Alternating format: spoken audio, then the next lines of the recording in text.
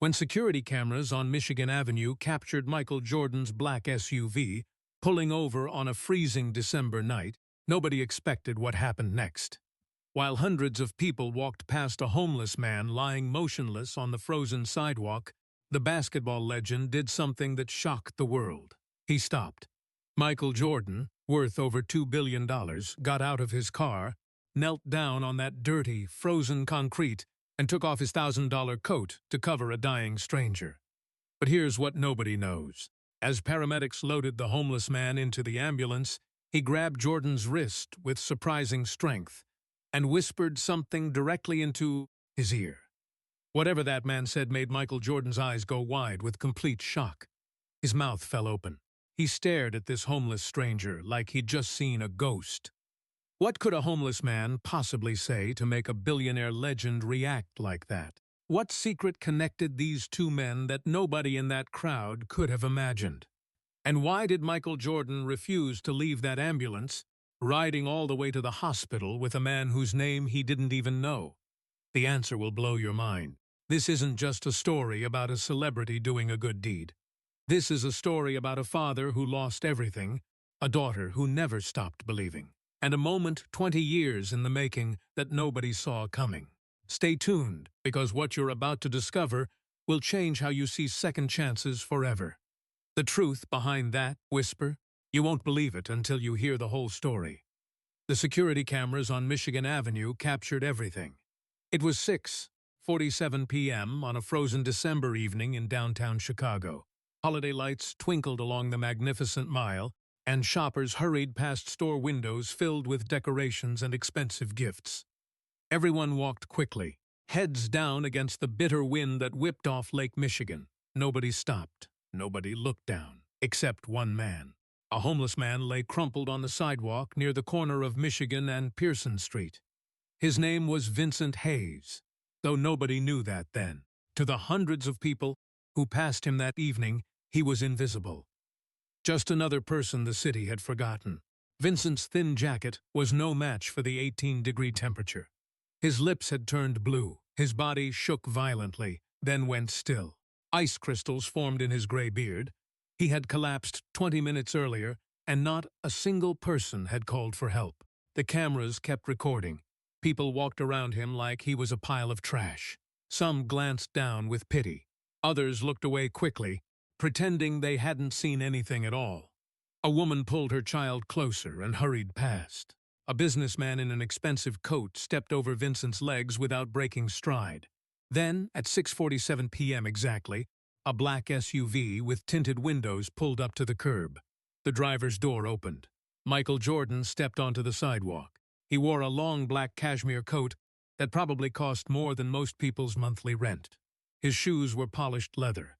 Even at 60 years old, he moved with the confidence and grace that made him a legend. People on the street immediately recognized him. Phones came out. Cameras started recording. But Jordan wasn't thinking about cameras. His eyes were locked on the man lying motionless on the frozen concrete. "Sir?" Jordan called out, walking quickly toward Vincent. "Sir, can you hear me?" No response. Jordan knelt down beside Vincent, his expensive coat touching the dirty sidewalk. He didn't seem to care. He gently shook Vincent's shoulder. "Someone call 911!" Jordan shouted to the growing crowd. Several people just stood there, filming with their phones. Nobody moved to help. Jordan's jaw tightened. He pulled out his own phone and dialed, never taking his eyes off Vincent. While he waited for the operator to answer, he did something that shocked everyone watching. He took off his coat. Michael Jordan, one of the richest athletes in the world, removed his $1,000 coat and carefully draped it over the shivering homeless man. Vincent's eyes fluttered open for just a moment. His cracked lips moved, trying to form words, but no sound came out. "Stay with me," Jordan said firmly. "Help is coming. Just stay with me. 911. What's your emergency?" The operator's voice came through the phone.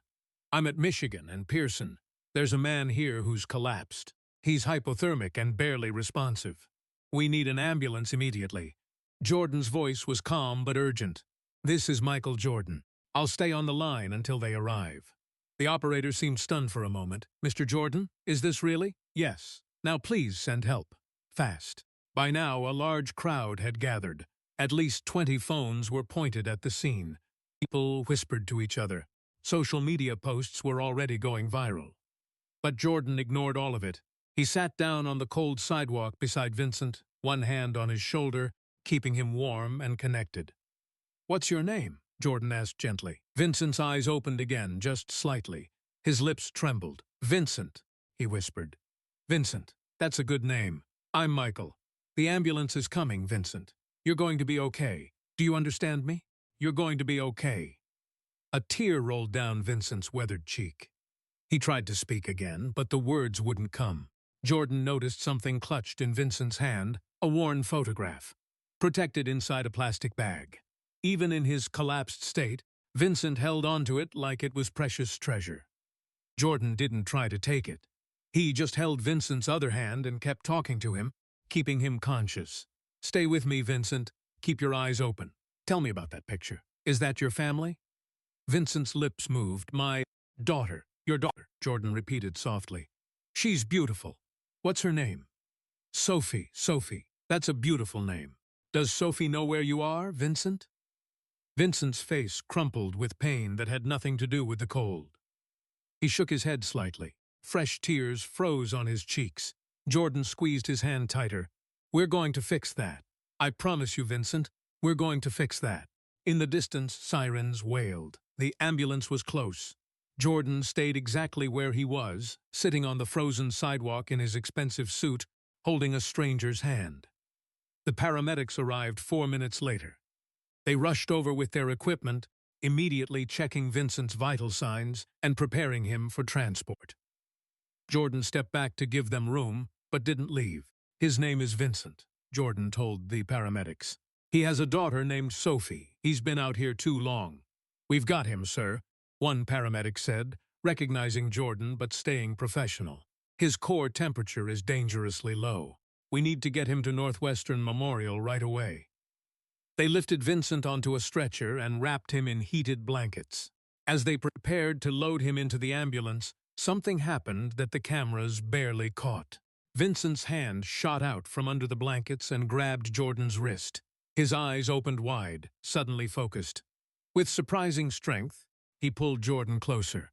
The crowd leaned in, trying to hear, but Vincent's voice was barely a whisper. He said something directly into Michael Jordan's ear. Whatever Vincent whispered, it hit Jordan like a thunderbolt. His eyes went wide with shock. His mouth opened slightly. He stared at Vincent with an expression nobody in that crowd had ever seen on his face before, complete and utter disbelief. "What?" Jordan whispered back. "What did you just say?" But Vincent's burst of energy was gone. His eyes rolled back and his hand went limp. The paramedics quickly loaded him into the ambulance. "Are you coming with us, Mr. Jordan?" one paramedic asked. "Yes," Jordan said immediately, climbing into the ambulance without hesitation. "I'm coming." The doors slammed shut. The ambulance pulled away, sirens blaring, racing toward the hospital with a homeless man and a billionaire legend inside. The crowd stood in stunned silence for a moment. Then everyone started talking at once. Phones buzzed with notifications as videos uploaded to social media. Within minutes, the footage was spreading across the internet like wildfire. Michael Jordan saves homeless man in Chicago. NBA legend stops for stranger when no one else would. MJ's act of kindness caught on camera, but nobody knew the real story. Nobody knew what Vincent had whispered. Nobody knew why Michael Jordan had looked so shocked. Nobody knew that this chance meeting on a frozen Chicago sidewalk was actually the continuation of a story that began 20 years earlier. Nobody knew that this was just the beginning. 3 weeks earlier, Charlotte, North Carolina. Michael Jordan stood in the grand ballroom of the Ritz-Carlton, surrounded by 500 people in designer suits and evening gowns. Crystal chandeliers sparkled overhead. A string quartet played softly in the corner. Waiters moved through the crowd with silver trays of champagne and fancy appetizers. Everyone wanted to talk to him. "Mr. Jordan, your foundation has changed so many lives," a woman in a red dress gushed. "Michael, we need a photo," called a businessman, waving his phone. "Can you sign this for my son?" another person asked, pushing a basketball toward him. Jordan smiled politely. He shook hands. He posed for pictures. He signed autographs. He did everything expected of him at this charity gala, celebrating his foundation's latest achievements. On the outside, he looked like a man who had everything. But inside, he felt empty. His assistant, Patricia Williams, noticed immediately. She had worked for Jordan for 12 years and could read him better than anyone. She saw how his smile didn't quite reach his eyes. She noticed how he kept glancing toward the tall windows overlooking the city lights, like he wanted to escape. "You okay, boss?" Patricia asked quietly, handing him a glass of water. Jordan took a long drink before answering. "Yeah, just tired, I guess." "You've been just tired for 3 months now," Patricia said gently. "What's really going on?" Jordan didn't answer right away. He watched the crowd of wealthy people laughing and celebrating. They were good people, mostly. They donated money. They supported important causes. But something about the whole scene felt hollow tonight. "Do you remember my father, Patricia?" Jordan asked suddenly. Patricia's expression softened. "Of course, James Jordan. You talk about him all the time." "He used to tell me something when I was a kid," Jordan continued, still staring out the window. "He'd say, 'Michael, success means nothing if you forget where you came from.' He'd say, 'The measure of a man isn't how high he climbs, but how many people he lifts up along the way.' Your father was a wise man." "He was." Jordan's voice grew quiet. "But lately I've been wondering if I've forgotten that lesson. I write checks. I put my name on buildings. I show up at fancy parties like this one. But when's the last time I actually connected with someone who needed help? Really connected? Not just a handshake and a photo." Patricia studied him carefully. "You're feeling disconnected." "I'm feeling like I'm going through the motions," Jordan admitted. "I have 6 NBA championships. I've got more money than I could spend in 10 lifetimes. I've got businesses, investments, a basketball team. Everyone knows my name. But what does any of it mean if I'm just going through the motions?" A man in an expensive tuxedo interrupted them, wanting to discuss a potential business deal. Jordan listened politely for 5 minutes, then excused himself. He walked to the windows and looked out at Charlotte's skyline. Patricia followed him. She had an idea. "You know what you need?" she said. "What's that?" "Chicago." Jordan turned to look at her. "Chicago? You haven't been back there, really back there. Not for a game or an event?" "In over 2 years," Patricia explained. "That's where your legend was born. The United Center. The championships. The city that made you who you are. Maybe you need to reconnect with that place. Walk the streets. See the people. Remember why you fell in love with basketball and with helping others." Jordan considered this. Chicago.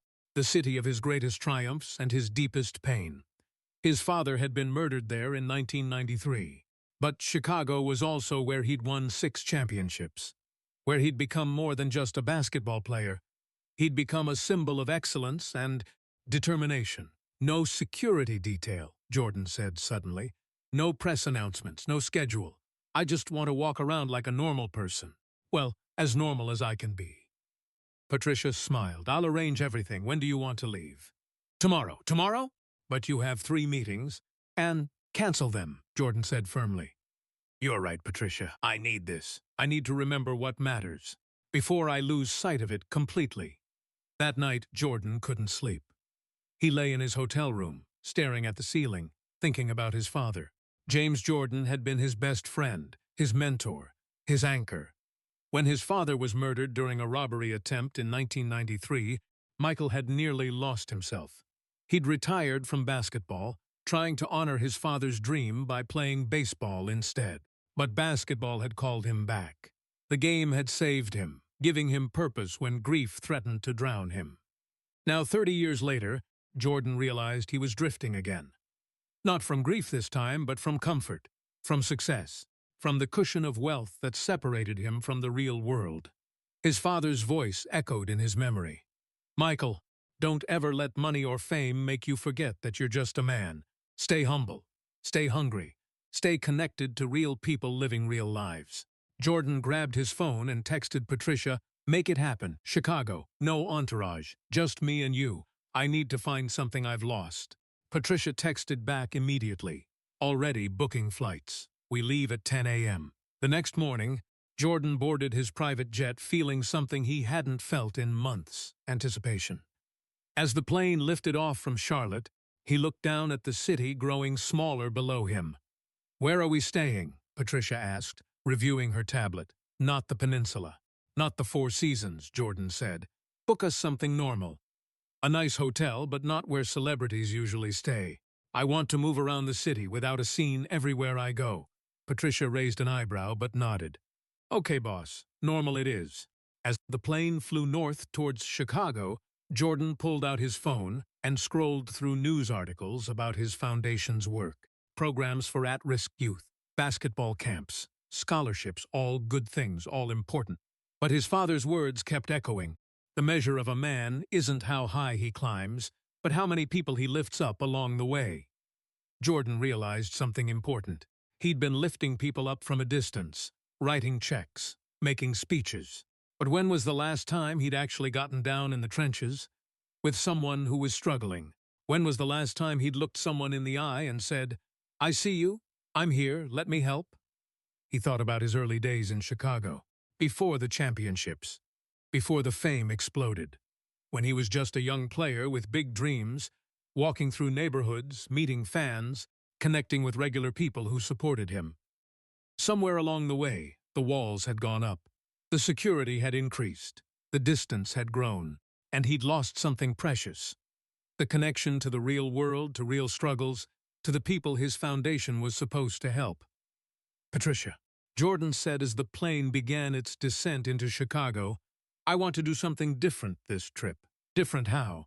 "I want to walk the streets, visit the old neighborhoods, maybe go to some of the programs our foundation supports. But I want to do it quietly. No cameras, no press.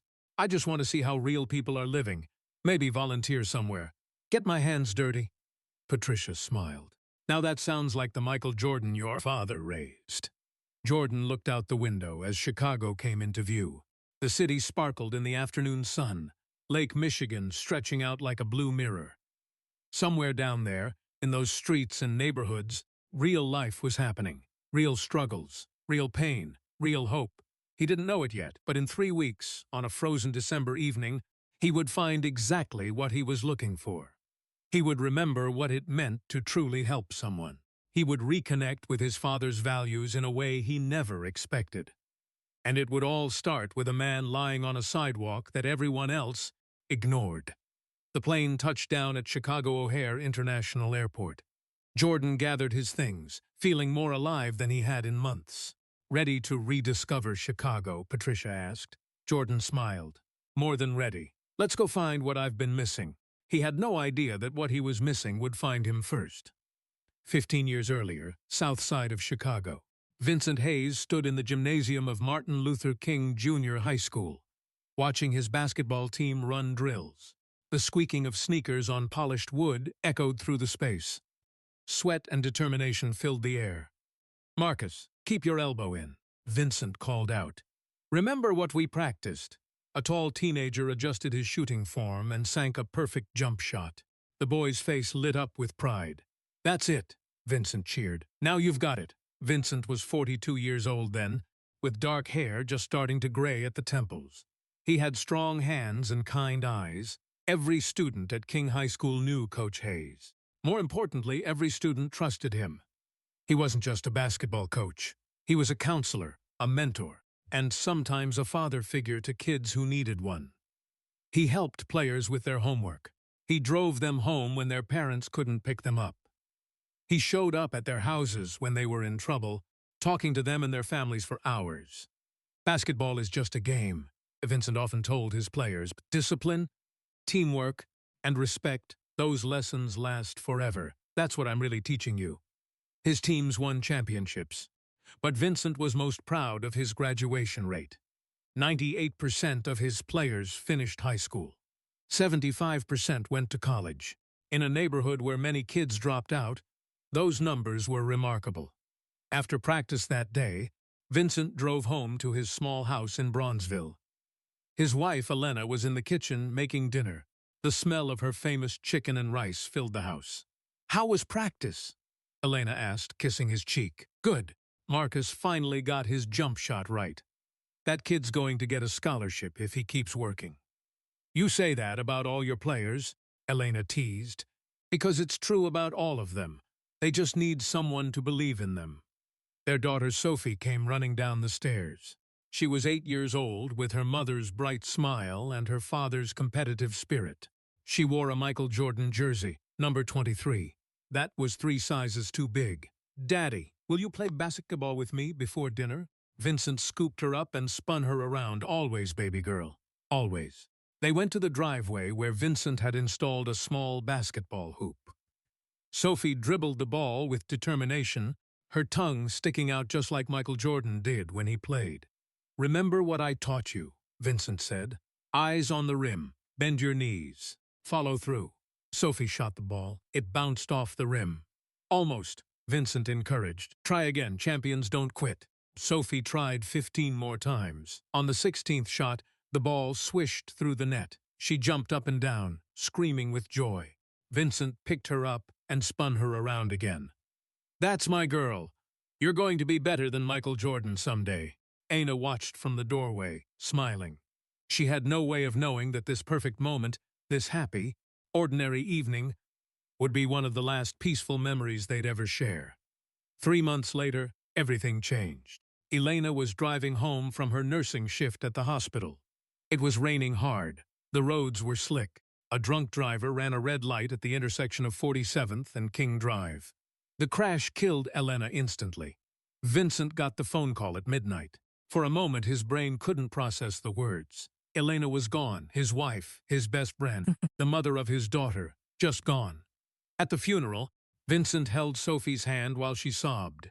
He stood there in his black suit, completely numb, unable to cry. People told him he was being strong. They told him time would heal the pain. They were wrong. The first month after Elena's death, Vincent tried to hold it together. He went to work. He coached his team. He took care of Sophie. But every night, when Sophie went to bed, the silence crushed him. The empty side of the bed, the unused coffee mug, the jacket still hanging by the door. He started drinking to sleep. Just a little whiskey to quiet his mind. Just enough to stop seeing Elena's face every time he closed his eyes. Then he started drinking to get through the day. Sophie's grandmother, Victoria, noticed first. She came to visit and found Vincent passed out on the couch at 3 in the afternoon. Empty bottles littered the coffee table. Sophie was at a neighbor's house again. "Vincent, you need help," Victoria said firmly. "I'm fine," Vincent slurred. "Just tired. You're drunk, in the middle of the day, while your daughter needs you." "Don't tell me about my daughter," Vincent shouted. "I lost my wife, do you understand? The love of my life is gone, and Sophie lost her mother," Victoria shot back. "But she still has a father, or she did. Where is that man, Vincent? Where did he go?" Vincent didn't answer. He poured another drink. The school put him on leave after he showed up to practice smelling like alcohol. His players were confused and hurt. Marcus, the boy whose jump shot Vincent had perfected, came to his house. "Coach, we need you," Marcus said through the door. "Please come back." Vincent couldn't even face him. He stayed inside until Marcus left. Within 6 months, Vincent lost his job completely. The school board terminated his contract. Without work, the bills piled up. He couldn't afford the mortgage. The bank foreclosed on the house. Victoria took Sophie to live with her. It was supposed to be temporary, just until Vincent got back on his feet. But Vincent kept falling deeper. "Daddy, please stop drinking," Sophie begged him one day. She was 9 years old now, too young to understand addiction but old enough to know her father was disappearing. "I will, baby girl," Vincent promised, hugging her tight. "I promise, Daddy just needs a little more time." But he didn't stop. He couldn't stop. The alcohol was the only thing that made the pain bearable. Victoria eventually got a restraining order to protect Sophie. Vincent was devastated, but part of him understood. He was toxic, unstable, not safe. The last time Vincent saw his daughter, she was 10 years old. He showed up drunk to Victoria's house, demanding to see Sophie. Victoria called the police. Sophie watched from the window, crying, as officers put her father in handcuffs. "I love you, Sophie," Vincent shouted as they pushed him into the police car. "I love you, I'm sorry." That image, Sophie's tearful face in the window, haunted Vincent every day after. He spent 3 days in jail. When he got out, he had nowhere to go. No job, no home, no family. He'd burned every bridge, pushed away everyone who tried to help. Vincent ended up on the streets. For the next 12 years, he drifted through Chicago's homeless shelters and sidewalks. He panhandled for money to buy cheap vodka. He slept under bridges. He lost teeth. He developed chronic pain from sleeping on concrete. His hair went completely gray. But through everything, through the worst nights, the coldest winters, the moments when he wanted to give up completely, Vincent kept one thing safe: a photograph. It was from Sophie's 8th birthday party, taken just weeks before Elena died. In the picture, Sophie wore her oversized Michael Jordan jersey and held a basketball. She was grinning at the camera, gap-toothed and beautiful. Elena stood behind her, hands on Sophie's shoulders, smiling. Vincent stood beside them, his arm around Elena's waist. They looked like the perfect family. They looked happy. Vincent kept that photograph in a plastic bag to protect it from rain and dirt. He looked at it every single day. Sometimes it gave him comfort. Sometimes it made him cry. Always it reminded him of what he'd lost, what he'd destroyed. "I'm sorry, baby girl," he whispered to the photo on countless dark nights. "I'm so sorry." He tried to write letters to Sophie, dozens of them. He left them with Victoria, hoping she'd give them to Sophie someday. He never knew if Sophie read them. Victoria never told him. On really bad days, Vincent thought about ending it all. Just walking into Lake Michigan and not coming back. But something always stopped him. Maybe it was cowardice. Maybe it was hope. Maybe it was the thought that someday, somehow, he might get a chance to tell Sophie he loved her one more time. 12 years on the streets. 12 years of pain and shame and regret. And then came that December evening. The coldest night of the year. Vincent's body finally gave up. He collapsed on Michigan Avenue, clutching Sophie's photograph, ready to die alone on a frozen sidewalk. He never expected anyone to stop. He never expected someone would care. And he certainly never expected that the man who stopped would be the same man whose jersey Sophie wore in that precious photograph. The symbol of everything Vincent used to believe about hard work, determination, and never giving up. Michael Jordan. As Vincent lay there dying, the photograph pressed against his heart. One thought filled his mind. "Please, God, let me see my daughter one more time. Let me tell her I'm sorry. Let me tell her I never stopped loving her." He didn't know it yet, but God was listening. And so was Michael Jordan. Vincent opened his eyes slowly. Everything was blurry and white. For a moment he thought he was dead. Maybe this was heaven. It was warm, at least. He hadn't been truly warm in years. Then the beeping started. Steady, rhythmic beeping, medical equipment. Vincent blinked until his vision cleared. He was in a hospital room, a nice one, private. "How did I get here?" Vincent whispered to himself. His throat felt like sandpaper. A nurse walked in, holding a clipboard. She smiled when she saw him awake. "Welcome back, Mr. Hayes. You gave us quite a scare." "Mr. Hayes?" Vincent couldn't remember the last time someone called him that instead of "Hey you" or worse names. I don't understand. How am I here? I don't have insurance. I can't pay for this." The nurse's smile grew warmer. "Everything has been taken care of, all of it. Your treatment, your room, your medications, even your meals. By who?" Vincent tried to sit up but felt dizzy. "Who would pay for me? Someone who wants you to get better. That's all I can say right now." The nurse checked his IV and adjusted his blankets. "You were suffering from severe hypothermia, malnutrition, and dehydration. You're lucky to be alive, Mr. Hayes. Another hour on that sidewalk, and we wouldn't be having this conversation." Vincent's memory was foggy. He remembered the cold, the terrible bone-deep cold. He remembered lying on the sidewalk, ready to let go, then something else, a voice, strong hands, warmth. "Someone stopped," Vincent said quietly. "Someone helped me." "Yes, he did, and he'll be visiting soon. For now, you rest, doctor's orders." After the nurse left, Vincent looked around the room. Fresh flowers sat on the windowsill. A tray of real food, not shelter soup or trash bin scraps, waited on the table. Clean blankets covered him. The room even had a television. Vincent started to cry. He couldn't help it.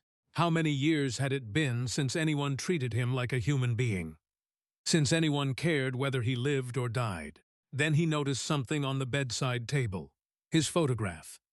The picture of Sophie in her Michael Jordan jersey, protected in its plastic bag. Someone had found it. Someone had kept it safe for him. Vincent picked up the photo with shaking hands and pressed it against his chest. "I'm still here, baby girl," he whispered. "Daddy's still here." 3 days passed. Vincent grew stronger. He ate real meals. He showered for the first time in months. A volunteer barber came and trimmed his beard and hair. When Vincent looked in the mirror, he almost didn't recognize himself. He could see the man he used to be hiding underneath the damage. On the 4th day, Patricia Williams arrived. She wore a professional suit and carried a leather folder. Her smile was kind but businesslike. "Mr. Hayes, my name is Patricia. I work for someone who wants to help you. May I sit down? Of course." Vincent gestured to the chair beside his bed. "Are you the person who paid for all this?" "I work for the person who did, yes." "Why?" Vincent asked. The question had haunted him for days. "Why would anyone do this for me?" "Because you matter," Patricia said simply. "Because everyone deserves a second chance. And because my employer believes in helping people who are ready to help themselves." She opened her folder and pulled out some papers. "We'd like to offer you a place in a rehabilitation program. It's one of the best in Chicago. 90 days. They'll help with the alcohol dependency, the trauma, everything. After that, if you're willing, we can discuss job training and housing assistance." Vincent stared at her. "I don't understand. Who is this person? What do they want from me?" "Nothing. Absolutely nothing. He just wants to see you get back on your feet." "But why me? I'm nobody. I'm just—" "You're Vincent Hayes," Patricia interrupted gently, "and you're not nobody. You're someone who lost their way after terrible tragedy. You're someone who deserves a chance to find their way back." Vincent's eyes filled with tears again. "I don't deserve this. You don't know the things I've done. The people I've hurt. My daughter," his voice broke. "My daughter probably hates me." Patricia pulled another item from her folder. It was a newer photograph, printed from the internet. It showed a young woman, maybe 23 years old, playing basketball in a community college uniform. She had dark hair pulled back in a ponytail and an intense, focused expression. "Is this Sophie?" Patricia asked. Vincent's hands trembled as he took the photo. "Where did you get this?" "We found her. She's alive and well, Vincent. She's attending daily college. She works 2 jobs and takes care of her grandmother. She plays point guard on the basketball team. She's a fighter, just like her father used to be." Vincent sobbed openly now, holding both photographs. The little girl in the Jordan jersey and the strong young woman she'd become. 12 years had passed. His baby girl had grown up without him. "Does she know?" Vincent asked. "Does she know I'm here?" Patricia hesitated. "Not yet. Her grandmother, Victoria, is very protective. She's not sure Sophie should know. She's worried it might hurt Sophie more than help." "She's right," Vincent said bitterly. "I'm poison. I destroyed our family. Sophie is better off without me." "Is that what you really believe?" Vincent looked at the photograph of Sophie playing basketball. Her form was perfect. Her determination was clear, even in a still image. She'd inherited his love for the game, his competitive fire. But she'd done it all without him. "I believe my daughter deserves better than a drunk homeless man for a father," Vincent said quietly. "Then stop being that," Patricia said. Her voice was firm but not unkind. "You were a teacher once, a coach, a man who changed lives. That person is still inside you, Vincent. But you have to fight for him. You have to want it." "I do want it," Vincent whispered. "God, I want it so badly, but I've failed so many times. What if I fail again?" "Then you get back up and try again. Isn't that what you used to teach your players?" Vincent looked at her sharply. "How do you know about that?" "We know a lot about you, Vincent. We know you had a 98% graduation rate. We know Marcus Johnson, one of your players, is now a high school principal. We know you changed lives. We know you were a good man who got buried under grief and pain." Patricia stood up and placed a business card on the bedside table. "The rehab program starts next Monday. A car will pick you up and take you there. All expenses paid. But Vincent," she looked at him seriously, "you have to choose this. Nobody can force you to get better. It has to come from you." After Patricia left, Vincent sat alone with the 2 photographs, his little girl and the woman she'd become. Both versions of Sophie seemed to stare at him, asking the same question. "Are you going to fight for us, Daddy?" or are you going to give up again? Vincent thought about the man on the sidewalk who had stopped when everyone else walked past. The man who had given him his own coat. The man who had called for help and refused to leave until it arrived. Someone had believed Vincent was worth saving. Someone had seen value in him when he couldn't see it in himself. The door opened again. Vincent looked up, expecting another nurse. Instead, Michael Jordan walked into the room. Vincent's mouth fell open. He recognized him instantly, even though it had been days since that night on the sidewalk and his memory was fuzzy. But there was no mistaking those eyes, that presence, that legendary face. "Hello, Vincent," Jordan said with a gentle smile. "I'm glad to see you looking better." "You," Vincent breathed. "You were the one who stopped. You saved my life." Jordan pulled up a chair and sat down beside the bed. "I just made a phone call. You did the surviving." "But why? Why did you stop? Nobody else did." Jordan was quiet for a moment, choosing his words carefully. "Because my father taught me that a man's character isn't shown when everyone's watching. It's shown when no one is. And because—" He paused, noticing the photograph in Vincent's hands. The one of Sophie in the Michael Jordan jersey. Jordan picked up the photo gently, studying it. His eyes widened slightly with recognition. "This is your daughter," Jordan said. It wasn't a question. "Yes, Sophie. She's all grown up now." Vincent's voice cracked. "I missed everything. Her whole life. Because I was too weak to handle my pain." Jordan continued staring at the photograph. Something flickered across his face. A memory, perhaps. He looked at the jersey, the basketball, the little girl's bright smile. "Vincent," Jordan said slowly, "how old would Sophie have been in this picture?" 8. It was taken a few weeks before my wife died.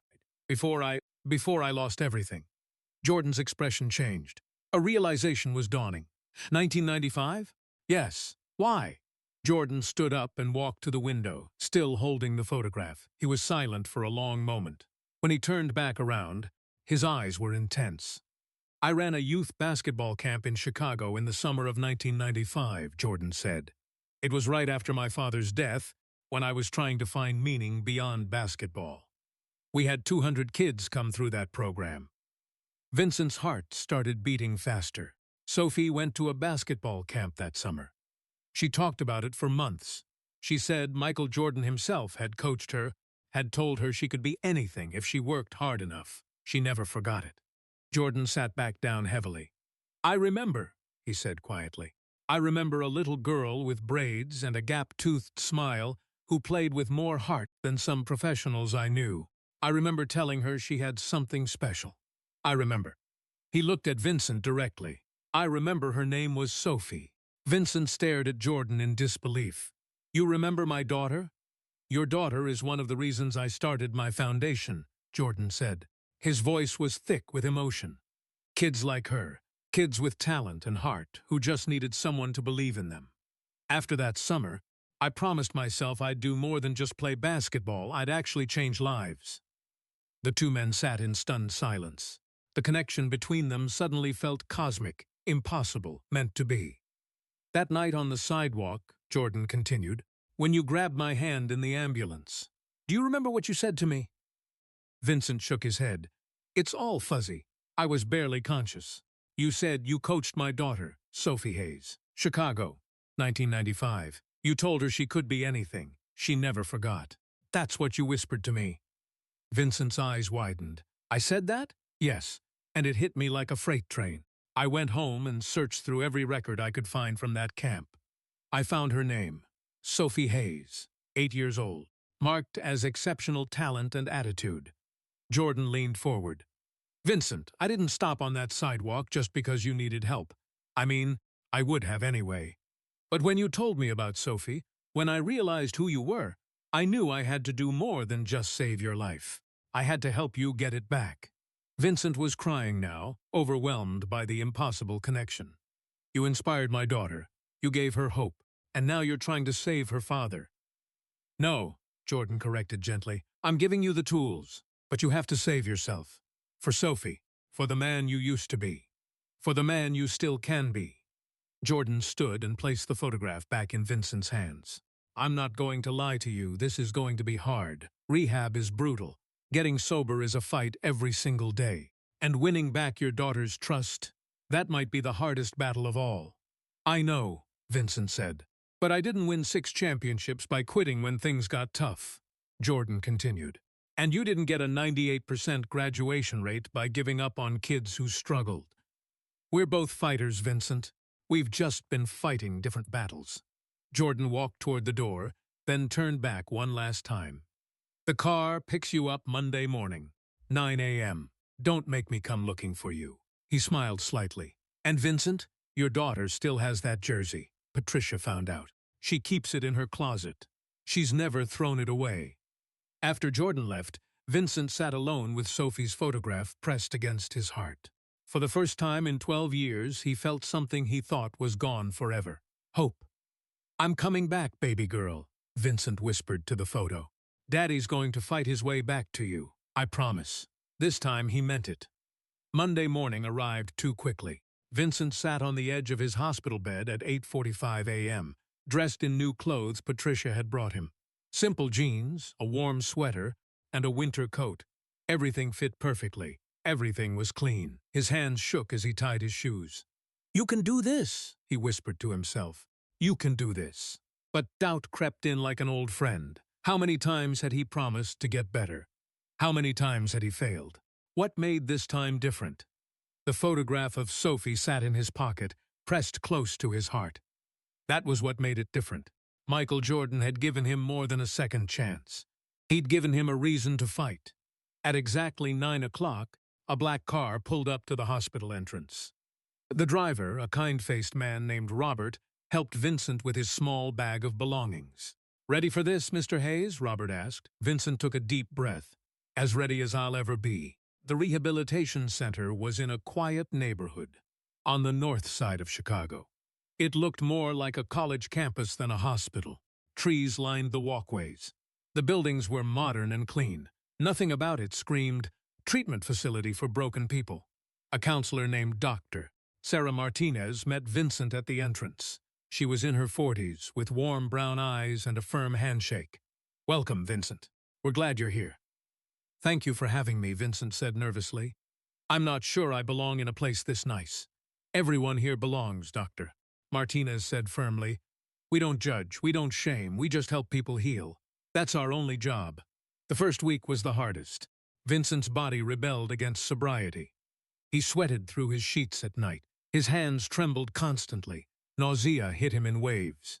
His head pounded with migraines that made him want to scream. This is normal, Dr. Martinez explained during one of their daily sessions. Your body became dependent on alcohol. It's going to take time to adjust, but I promise you it gets better. When? Vincent groaned, holding his head in his hands. Different for everyone. But you're already through the worst of the physical symptoms. Now comes the harder part. What's harder than this? Facing why you started drinking in the first place. The therapy sessions forced Vincent to talk about Elena, about the accident, about the crushing grief that had swallowed him whole. For years, he'd buried those feelings under alcohol. Now they came flooding back with devastating force. I loved her so much, Vincent sobbed during one session. She was my everything. When she died, I didn't know how to keep living. So you tried to numb the pain, Dr. Martinez said gently. Yes. And in the process, I abandoned the one person who needed me most. Sophie lost her mother, and then she lost her father too. What kind of man does that? A man in terrible pain who didn't know how to ask for help. But Vincent, you're asking for help now. That takes courage. On day 10, Vincent had his first visitor. Michael Jordan walked into the center's visiting room wearing jeans and a simple jacket. No cameras, no entourage, just him. Vincent stood up quickly, still not quite believing this was real. How are you doing? Jordan asked, sitting down across from him. It's hard, Vincent admitted. Really hard. Some days I want to walk out that door and never look back. But you haven't. No. I keep thinking about Sophie. About that camp you ran in 1995. About how you told her she could be anything if she worked hard enough. Vincent's voice grew stronger. If my 8-year-old daughter had the courage to believe in herself, then her father should have the courage to fight for his life. Jordan smiled. That's the spirit. But Vincent, I need you to understand something important. This can't just be about Sophie. Vincent looked confused. What do you mean? You can't get sober just for your daughter. You have to do it for yourself, too. Because if your only reason for staying clean is someone else, what happens when things get tough with Sophie? What happens if she doesn't forgive you right away? Will you give up again? Vincent hadn't considered this. I don't know. You need to believe that Vincent Hayes is worth saving.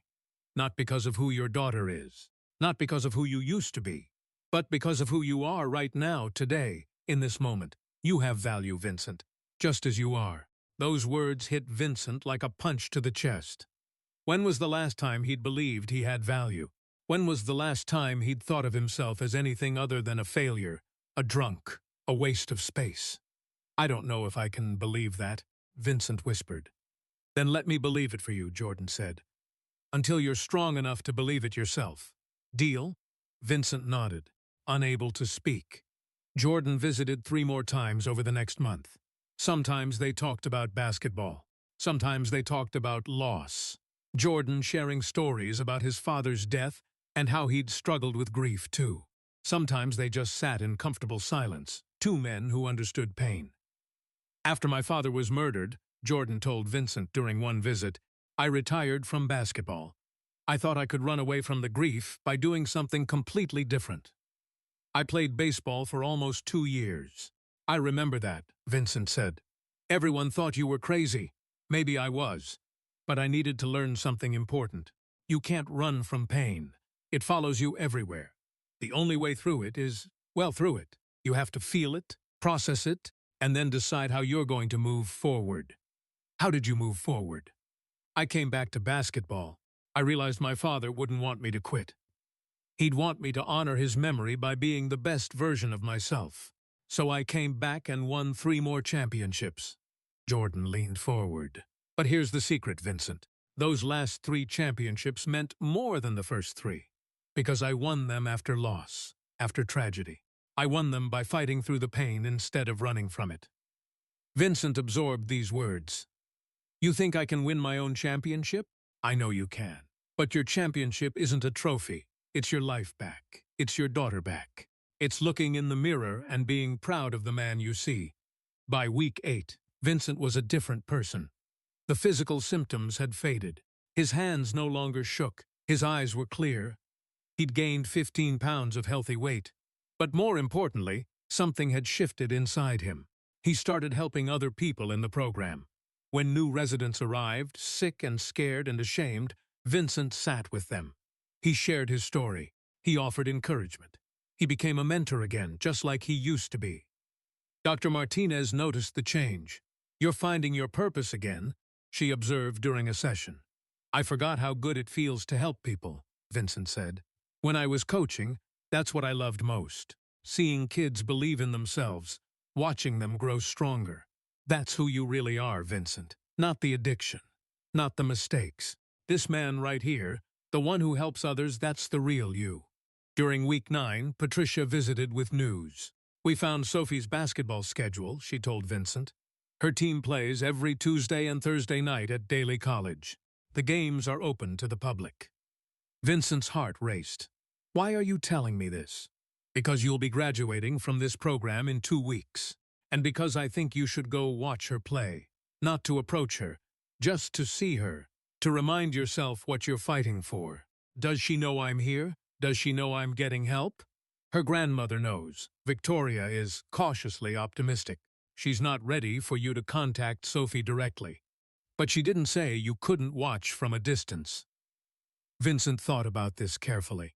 The idea of seeing Sophie in person after 12 years was terrifying and thrilling all at once. Will you come with me? He asked Patricia. I don't think I can do it alone. Of course.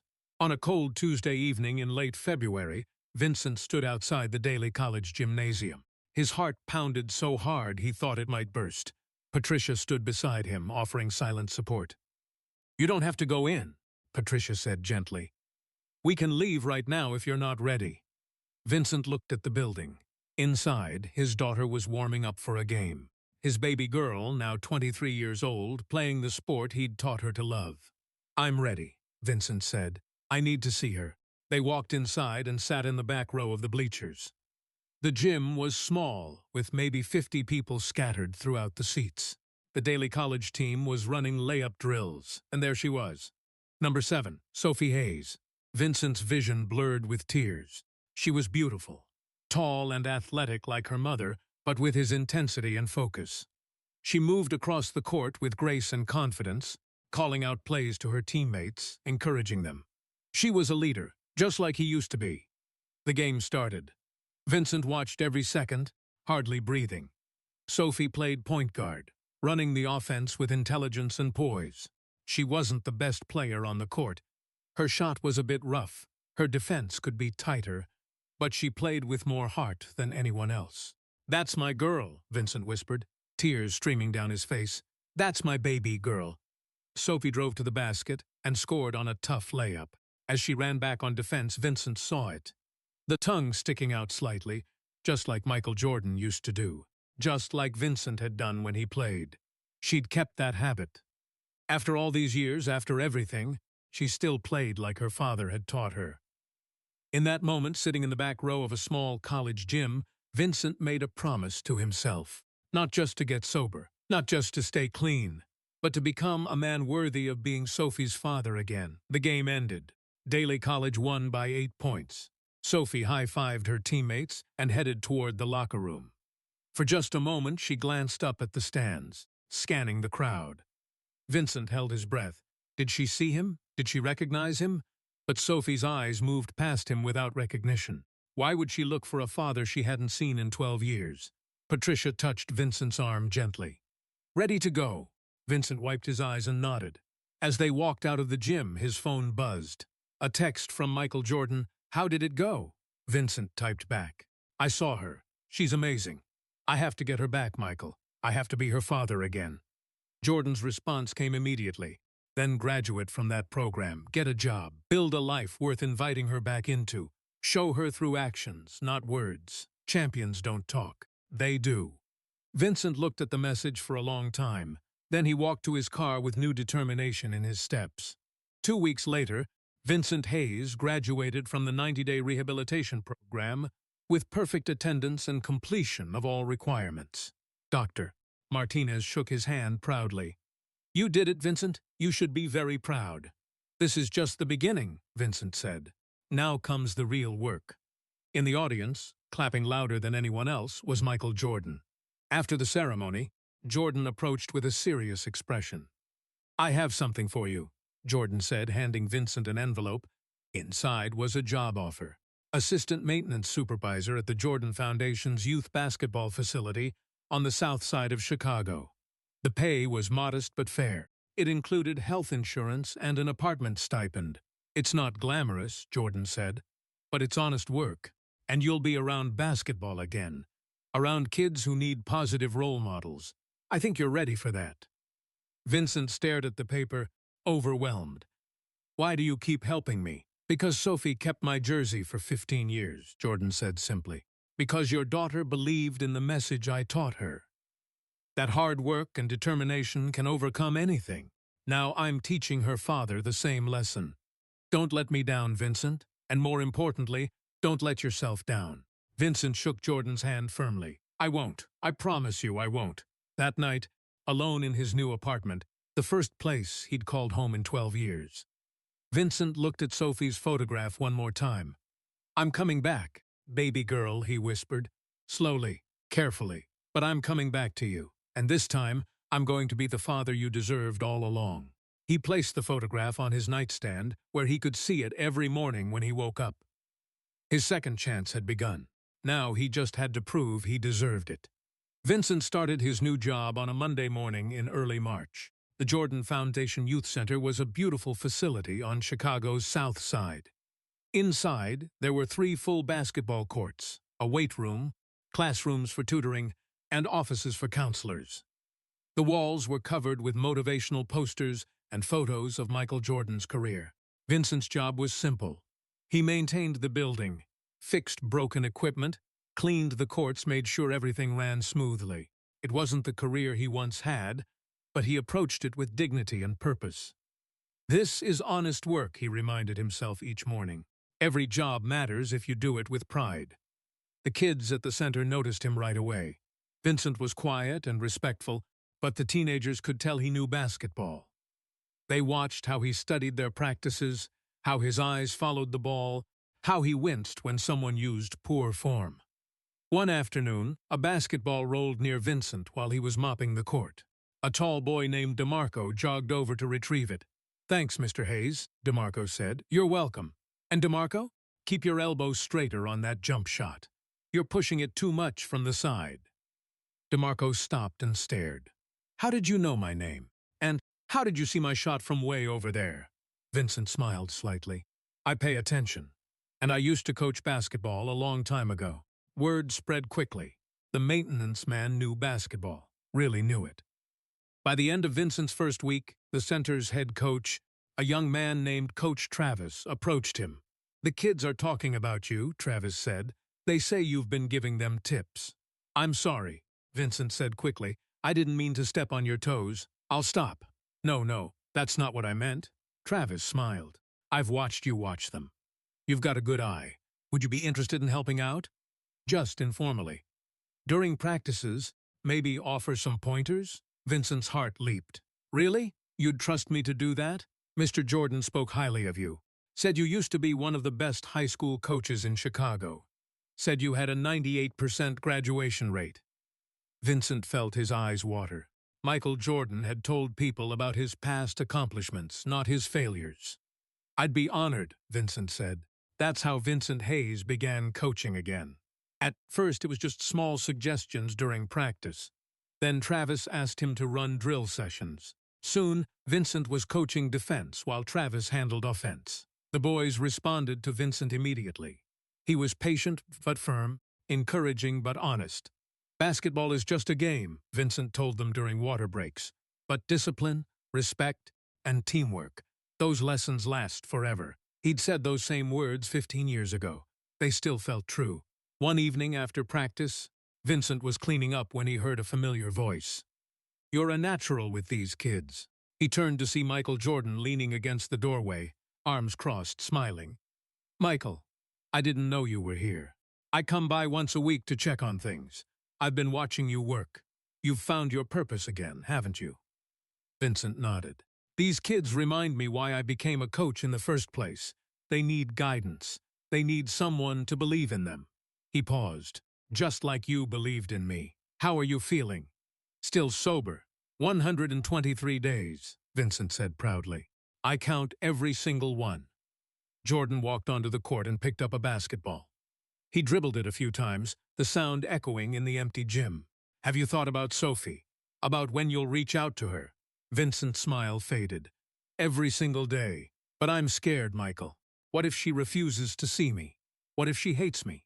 "She might," Jordan said honestly. "You hurt her badly. She has every right to be angry. Then why should I try? Why should I put her through that pain again?" Jordan stopped dribbling and looked at Vincent seriously. "Because you owe her the truth. You owe her an apology.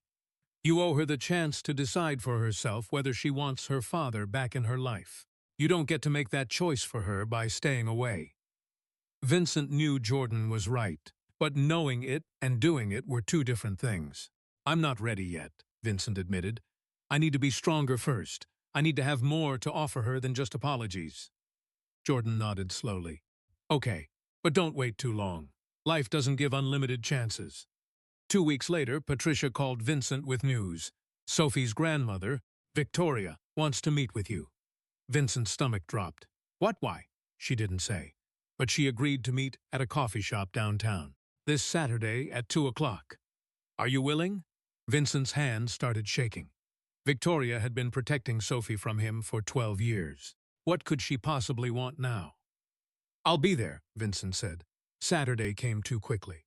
Vincent arrived at the coffee shop 30 minutes early, too nervous to be late. He ordered tea he couldn't drink and sat at a corner table, watching the door.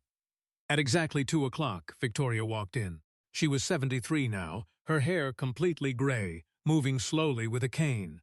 But her eyes were still sharp and intelligent. She spotted Vincent immediately and walked over. Vincent stood up quickly. "Victoria, thank you for meeting me." She studied him carefully before sitting down. "You look different, healthy. I'm sober. 142 days. That's good. Victoria's voice was neutral, giving nothing away. Patricia tells me you're working at the Jordan Foundation. Coaching again. Assistant coaching. I'm just helping out. But yes, I'm working with kids again. They sat in awkward silence for a moment. Vincent didn't know what to say. Finally, Victoria spoke. I kept your letters, you know, every single one you sent over the years. Vincent's eyes widened. You did? Yes. Most of them were incoherent ramblings from your drinking days. But some of them, the recent ones, from rehab, those were different. Those showed real change. I meant every word in those letters. I never stopped loving Sophie. I was just too broken to be what she needed. Victoria's expression softened slightly. I know. I was angry at you for a long time, Vincent. I blamed you for giving up after Elena died. But I've lived long enough to understand that grief does terrible things to people. You weren't weak. You were drowning. Tears rolled down Vincent's cheeks. I abandoned her. I abandoned my daughter when she needed me most. How can I ever make that right? I don't know if you can, Victoria said honestly, but I'm here because I'm dying. Vincent felt like he'd been punched in the stomach. What? Cancer. Stage 4. The doctors say I have maybe 6 months. A year if I'm lucky.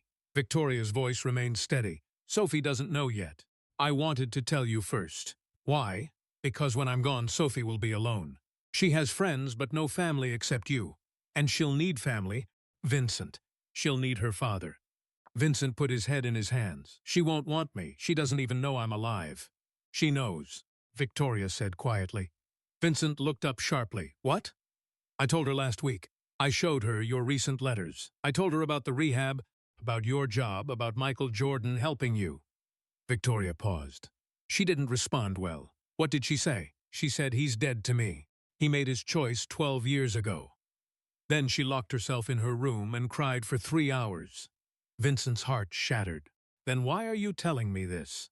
Why give me hope if she doesn't want to see me? Because she cried, Vincent. She didn't just get angry and move on. She cried. That means she still feels something. Anger, hurt, maybe even love buried underneath all that pain. If she truly didn't care, she wouldn't have cried. Victoria reached into her purse and pulled out a folder. Inside were photos of Sophie. Recent ones from her college years, from basketball games, from her life Vincent had missed. I'm going to arrange a meeting, Victoria said. Whether Sophie agrees or not, I'm going to make sure you two are in the same room together. Because I won't leave this earth knowing I kept a father and daughter apart, even if I thought I had good reasons. When? Vincent whispered. Soon. Maybe next week. I'll convince her somehow. Victoria stood up slowly, using her cane for support. But Vincent, you only get one chance at this. One conversation. If you blow it, if you make excuses or play the victim, she'll walk out and never look back. Do you understand? Yes. Then use this week wisely. Figure out what you need to say. Practice it. Prepare yourself. Because Sophie won't make this easy for you. And she shouldn't have to. After Victoria left, Vincent sat alone in the coffee shop for an hour, staring at the photos of his daughter. Sophie graduating high school. Sophie playing basketball. Sophie smiling with friends. Sophie living a full life that he'd missed entirely. He pulled out his phone and called Michael Jordan. I need your help, Vincent said when Jordan answered. Victoria is setting up a meeting with Sophie. Next week. And I don't know what to say. I don't know how to face her. Come to my house tonight, Jordan said immediately. We'll talk through it. You won't face this alone. That evening, Vincent sat in Michael Jordan's home office. It was a room filled with trophies, championship rings, and memories of greatness. But Jordan wasn't showing off his accomplishments. He was focused entirely on helping Vincent prepare for the most important conversation of his life. First rule, Jordan said. No excuses. None. Don't explain why you drank. Don't justify your choices. Just own what you did. But shouldn't she understand what I was going through? Eventually, maybe. But not in the first conversation. The first conversation is about Sophie, not you. It's about acknowledging her pain, not explaining yours. They practiced for 3 hours. Jordan played Sophie, attacking Vincent with hard questions, making him face the worst accusations, teaching him to respond with humility and honesty instead of defensiveness. Why did you choose alcohol over me? Jordan asked, channeling Sophie's anger. I didn't choose alcohol over you, Vincent answered. I failed you. I was in so much pain after losing your mother that I couldn't think straight. But that's not an excuse. You were in pain too, and you needed your father. I should have been stronger. I should have gotten help sooner. I'm sorry. Sorry doesn't give me back 12 years, Jordan said, staying in character. No, it doesn't. Nothing can give those years back. But I'm here now, Sophie. I'm sober, I'm working, I'm trying to be the man you deserved all along. I can't fix the past. But if you'll let me, I want to be part of your future. Jordan broke character and smiled. Better. Much better. Remember, stay calm, stay honest, and don't expect immediate forgiveness. This is just the first step of a very long journey. Vincent practiced his words every night that week. He wrote them down. He spoke them out loud. He imagined every possible way the conversation could go. On Friday, Patricia called. Tomorrow, 2 o'clock.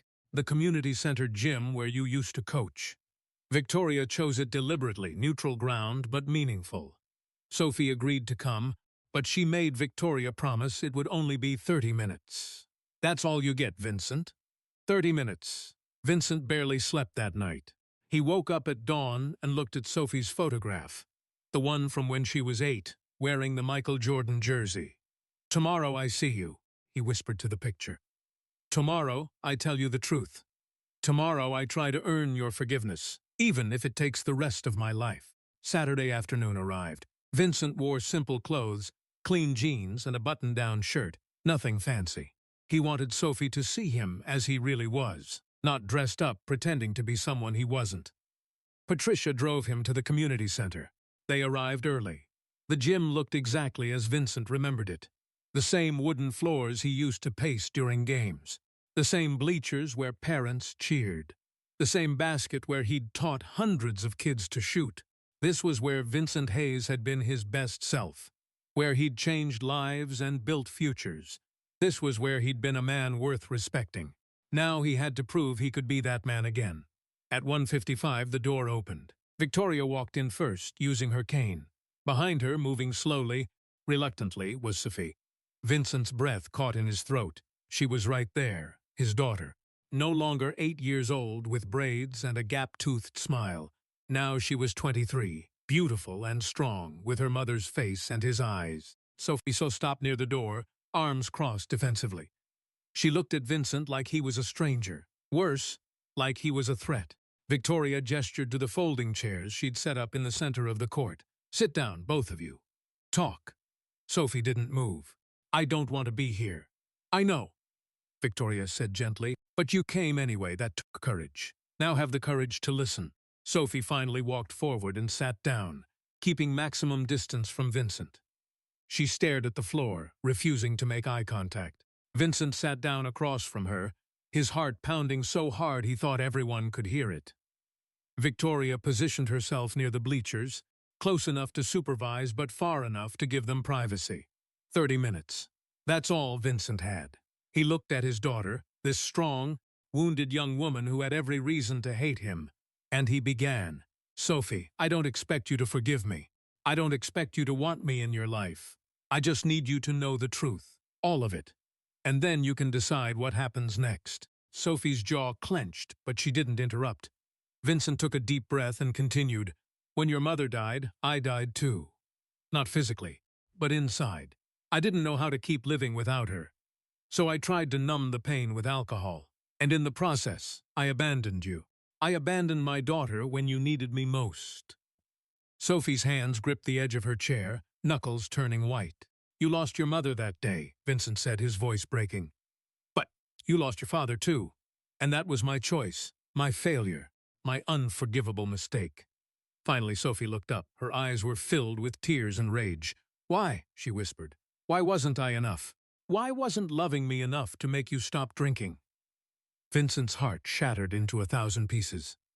This was the question he'd feared most, the one he had no good answer for.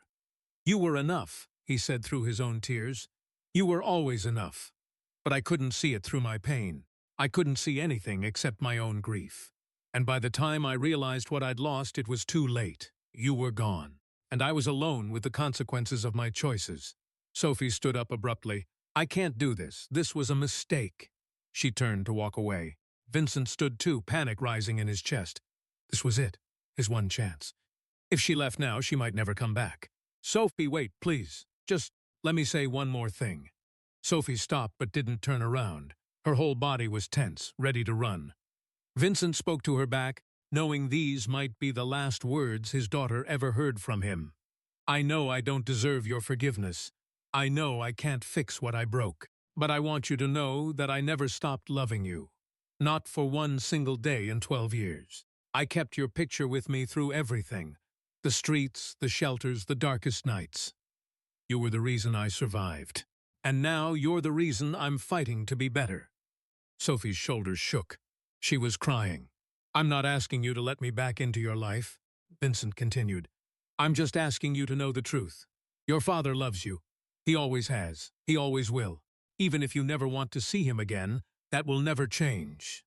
The gym fell silent except for the sound of Sophie's quiet crying. Victoria watched from the bleachers, tears streaming down her own face. Finally, after what felt like an eternity, Sophie turned around. Her face was streaked with tears. Her eyes were red and swollen. She looked at Vincent like she was seeing him for the first time, really seeing him, not just the ghost of the father she remembered. You destroyed our family, Sophie said, her voice shaking.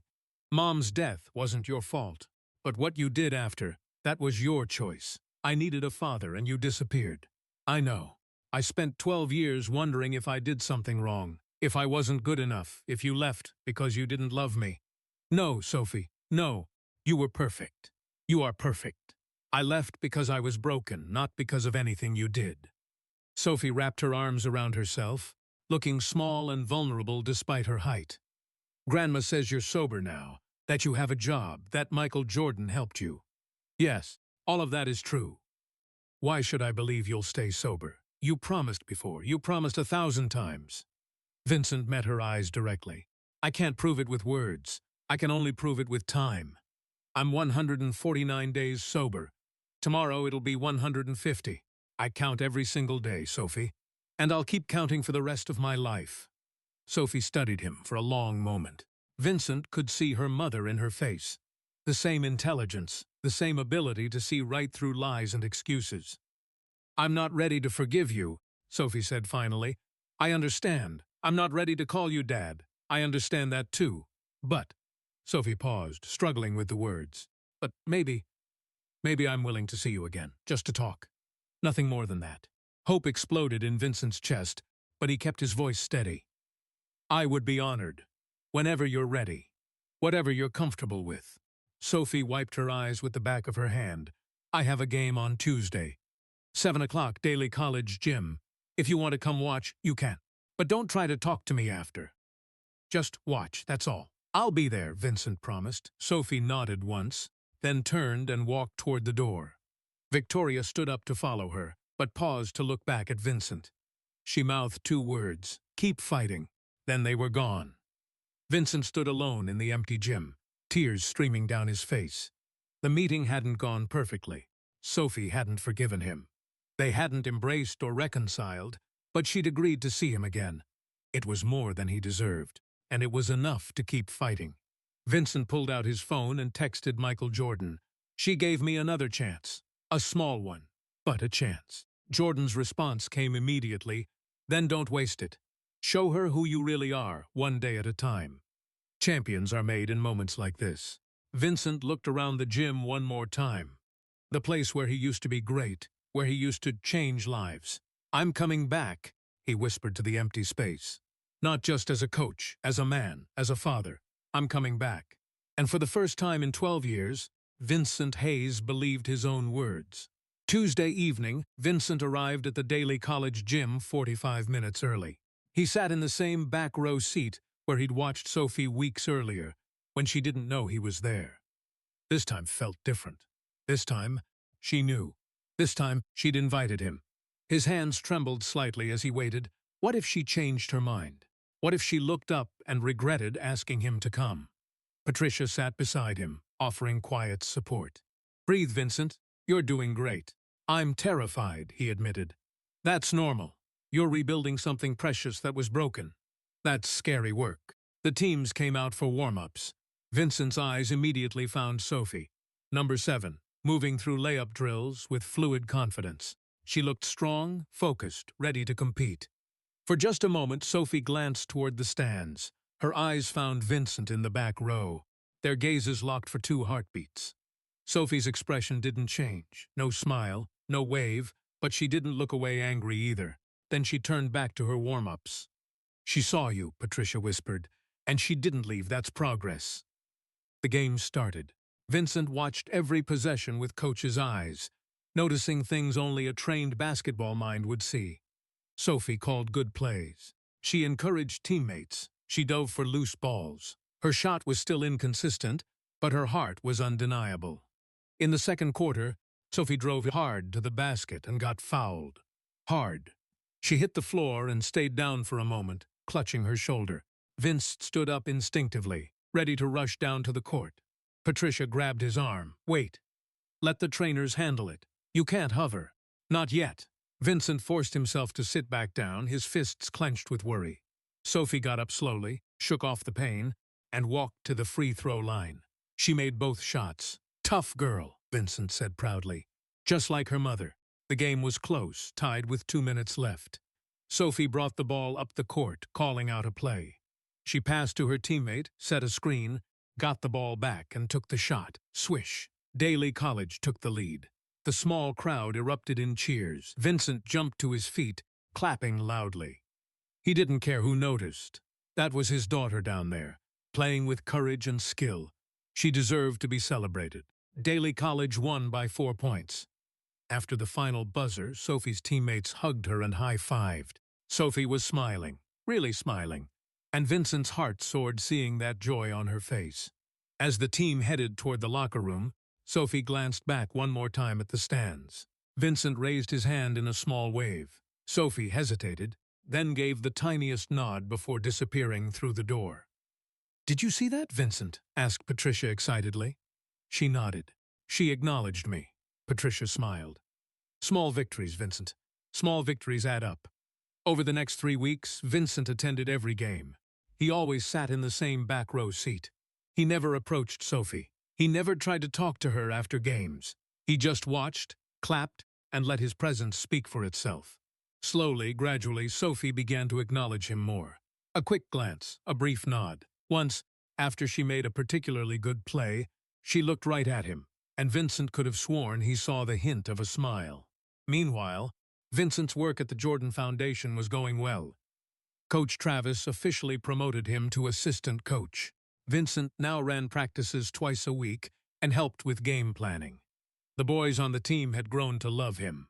They called him Coach V and sought his advice on everything from basketball to school to life problems. One afternoon, DeMarco stayed after practice to talk. "Coach V, can I ask you something personal?" "Of course, DeMarco." The 16-year-old looked uncomfortable. "My dad, he's got problems. Drinking problems. He used to be cool, but now he's just angry all the time. Mom says we might have to kick him out." DeMarco's eyes filled with tears. "Did I do something wrong? Is it my fault?" Vincent's heart broke. He saw himself reflected in DeMarco's father, the broken man who was hurting his family. "DeMarco, listen to me very carefully. Whatever your father is going through, it is not your fault. Addiction is a disease. It makes people act in ways that hurt the ones they love. But that has nothing to do with you being good enough or worthy enough. You understand? But if I was a better son, maybe he'd stop." "No." Vincent's voice was firm. "Your father has to choose to get help. You can't force him. You can't fix him. All you can do is love yourself and make good choices for your own life." DeMarco wiped his eyes. "How do you know so much about this?" Vincent took a deep breath. He'd been careful about sharing his story, but this moment called for honesty. "Because I was your father, DeMarco. I had a daughter who loved me. I had a wife who died. And I chose alcohol instead of being there for my little girl. I lost 12 years with her because I couldn't face my pain." DeMarco stared at him in shock. "Really? You were homeless?" "Yes, rock bottom. Sleeping on streets. Gave up on everything." Vincent met the boy's eyes, "But someone gave me a second chance. Someone believed I was worth saving when I didn't believe it myself. Now I'm here, sober, trying to earn back my daughter's trust one day at a time. Does she forgive you? I don't know yet. But I'm showing up. I'm doing the work. And whether she ever fully forgives me or not, I'm becoming a better man. That's what matters. DeMarco thought about this for a long moment. Thanks, Coach V, that helps. After DeMarco left, Vincent sat alone in the gym. His phone buzzed with a text from Michael Jordan. Heard you shared your story with one of the kids. That took courage. Proud of you. Vincent smiled. Jordan still checked in regularly, still mentored him, still believed in him. Another text arrived. This one from an unknown number. This is Sophie. Grandma gave me your number. My car broke down after work. I'm at the grocery store on 87th Street. AAA says 2 hours wait. I know it's a lot to ask, but can you help? Vincent's hand shook as he read the message. Sophie was asking him for help. Actually asking. He typed back immediately, I'll be there in 15 minutes. Vincent drove faster than he should have, his heart racing. When he arrived at the parking lot, he saw Sophie standing beside an old Toyota, arms wrapped around herself against the cold. She looked tired and frustrated. When she saw Vincent's car pull up, her expression was guarded but grateful. Thanks for coming, Sophie said as Vincent got out. I didn't know who else to call. I'm glad you called me. Vincent popped his hood and grabbed his toolbox. Let's see what's wrong. He spent 20 minutes diagnosing the problem, a dead battery and loose connection. Vincent had learned basic car repair during his rehab program's vocational training. He cleaned the connections and jump-started Sophie's car. Try it now, he said. Sophie turned the key. The engine roared to life. You fixed it, she said, surprised. Just a loose wire and dead battery. Should get you home safely. But you'll need a new battery soon. They stood in awkward silence for a moment. This was the closest they'd been since the gym meeting. Vincent wanted to say so much, but he remembered Jordan's advice. Let her lead, don't push.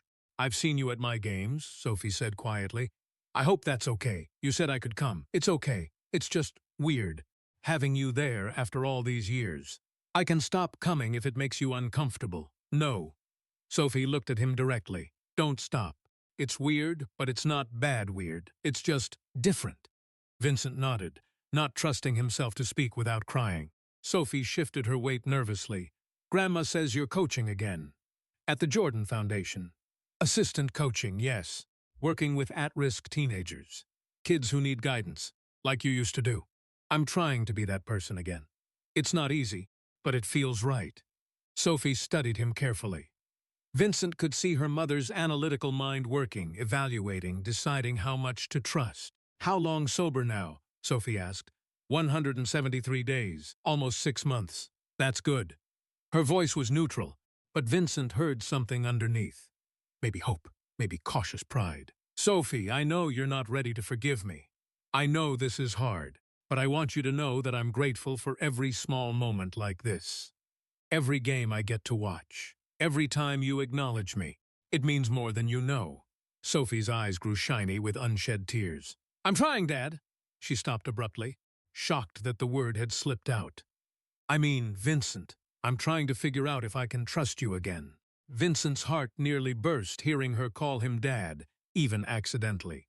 But he kept his voice steady. Take all the time you need. I'm not going anywhere. I'll be at every game. I'll answer every phone call. I'll show up every single time until you believe it. Sophie nodded, wiping her eyes quickly. I should get home. Grandma worries. Drive safely. And Sophie, thank you for calling me. It means everything. Sophie got in her car, then rolled down the window. Next Tuesday. Same game time. Will you be there? Always. For the first time since Vincent could remember, Sophie gave him a real smile. Small, tentative, but real. Okay. See you then. As Sophie drove away, Vincent stood in the parking lot, tears streaming down his face. She'd called him Dad. Just for a second, just by accident, but she'd said it. He texted Jordan immediately. She called me Dad. Just once, but she said it. Jordan's response, progress. Keep being consistent. Keep showing up. Trust is rebuilt in small moments like these. Vincent drove back to his apartment feeling lighter than he had in years. He looked at the calendar on his wall, where he marked each sober day with a big X. 173 marks. 173 victories. He added today's X with extra force. That night, Vincent couldn't sleep. He kept replaying the moment Sophie called him Dad. He thought about her smile, about the fact that she'd called him for help when she needed it.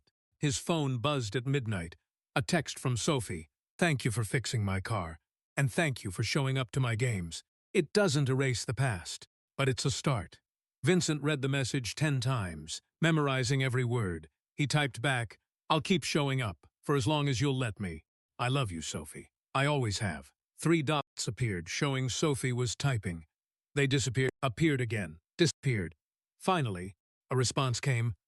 "I know, good night. Not I love you too. Not forgiveness, but acknowledgement. Connection. Progress." Vincent fell asleep with his phone in his hand. Sophie's message still on the screen, feeling more hopeful than he had felt in 12 long years. Small victories. They were adding up.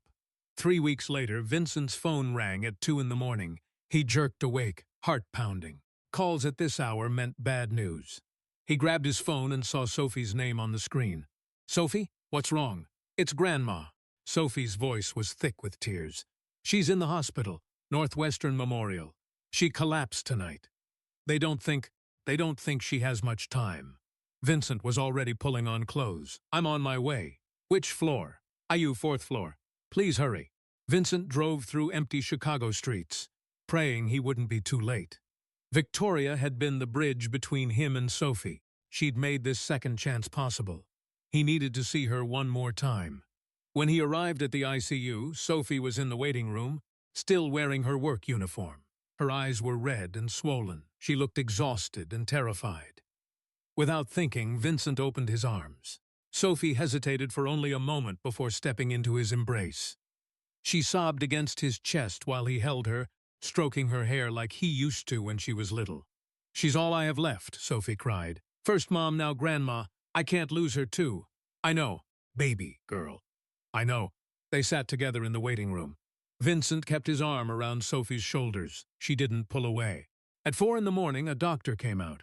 "Family of Victoria Hayes?" They both stood up. "She's awake. She's asking for both of you. But I need to be honest. Her organs are failing. We're keeping her comfortable, but there's nothing more we can do.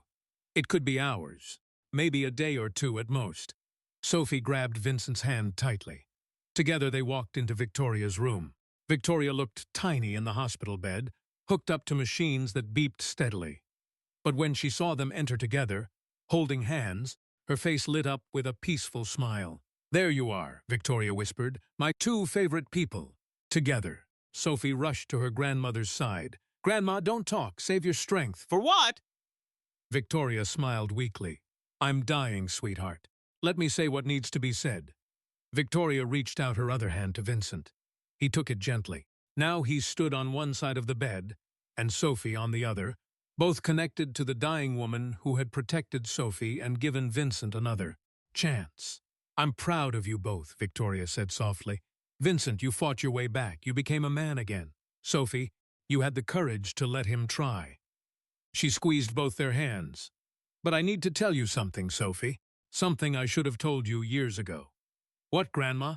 Victoria's eyes grew misty. "I kept secrets from you. I thought I was protecting you, but I was wrong."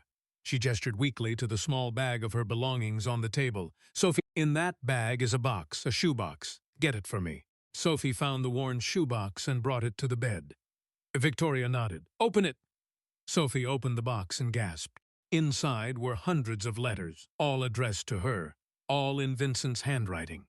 The envelopes were worn, some stained, but carefully preserved. "What is this?" Sophie whispered. "Your father never stopped writing to you," Victoria said. "Every month for 12 years, sometimes more. I kept them all, but I never gave them to you. I thought I was protecting you from more pain, but I was wrong. You had a right to know he never stopped trying." Sophie's hands trembled as she picked up the first letter. The envelope was dated 13 years ago, just months after Victoria had taken custody of Sophie. "Read them," Victoria urged. "Read them all. See how much your father loved you, even when he was at his lowest." Sophie looked at Vincent, her eyes wide with shock and confusion. "You wrote to me all this time?" Vincent nodded, tears streaming down his face. "Every month, sometimes every week. I didn't know if you'd ever read them." I just needed you to know that even though I'd failed you, I never stopped being your father in my heart." Victoria's breathing became more labored. "Sophie, I'm sorry I kept them from you. I thought I was doing the right thing. But a grandmother's job isn't to choose for her grandchild. It's to love her and guide her to make her own choices." "Don't apologize, Grandma," Sophie said, crying. "You took care of me when no one else could. You gave me a home and love. You saved me. And now Vincent is going to be there for you." Victoria said. "He's proven himself. He's sober. He's working. He's shown up for you. When I'm gone, you won't be alone, baby. You'll have your father." Sophie looked at Vincent across the bed. The walls she'd built around her heart were cracking. Victoria smiled peacefully. "That's all I needed to know, that you two found your way back to each other." Her eyes began to close. "I can rest now. Elena would be proud. You're both going to be okay." "Grandma, don't leave," Sophie pleaded. "It's time, sweetheart. I'm tired. I'm ready." Victoria squeezed their hands one last time. "Love each other. Forgive each other. Life's too short for anything else." Victoria's eyes closed. Her breathing slowed. The machines beeped steadily, then began to slow. Sophie climbed onto the bed and laid her head on her grandmother's chest. Vincent held Victoria's hand and Sophie's shoulder. Together they stayed with Victoria as her breathing grew quieter and quieter. At 6:17 a.m., Victoria Hayes took her last breath. The machines flatlined. Nurses came in quietly to turn them off. But Vincent and Sophie didn't move. They stayed with Victoria, crying, grieving the loss of the woman who had held their broken family together. Finally, a nurse gently touched Sophie's shoulder. "I'm so sorry for your loss. Take all the time you need, but eventually we'll need to prepare her." Sophie nodded but couldn't seem to move. Vincent helped her sit up and guided her out of the room. In the hallway, Sophie collapsed against the wall, sobbing uncontrollably. Vincent held her while she cried. He didn't say anything. There was nothing to say. He just held his daughter and let her grief pour out. After a long time, Sophie pulled back and wiped her eyes. "I need to go home. I need to look through those letters." "I'll drive you," Vincent offered. "No, I need to do this alone." Sophie looked at him with red, swollen eyes. "But can you come by tomorrow? Help me plan the funeral?" "Of course. Anything you need." Sophie started to walk away, then turned back. "Dad?" This time she said it deliberately, not by accident. "Thank you for being here. Thank you for not leaving." Vincent's vision blurred with tears. "I'll never leave again. I promise." Sophie nodded and walked away, clutching the shoebox of letters to her chest. Vincent sat in the hospital hallway for another hour, grieving Victoria and processing everything that had happened. His phone buzzed with a text from Michael Jordan. "Just heard about Victoria. I'm so sorry. How are you holding up?" Vincent typed back. "Sophie called me Dad. On purpose this time. Victoria gave her all my letters before she passed. I think everything is about to change." Jordan responded, "Victoria gave you both one last gift, the truth. Honor that gift by being there for Sophie. She's going to need you now more than ever." Vincent went home but couldn't sleep. He thought about all those letters he'd written over the years. Some had been written while drunk, barely coherent. Others from shelters, on scraps of paper. The more recent ones from rehab, full of hope and determination. Sophie was reading all of them right now, seeing his journey through his own words. The failures, the pain, the slow climb back to humanity.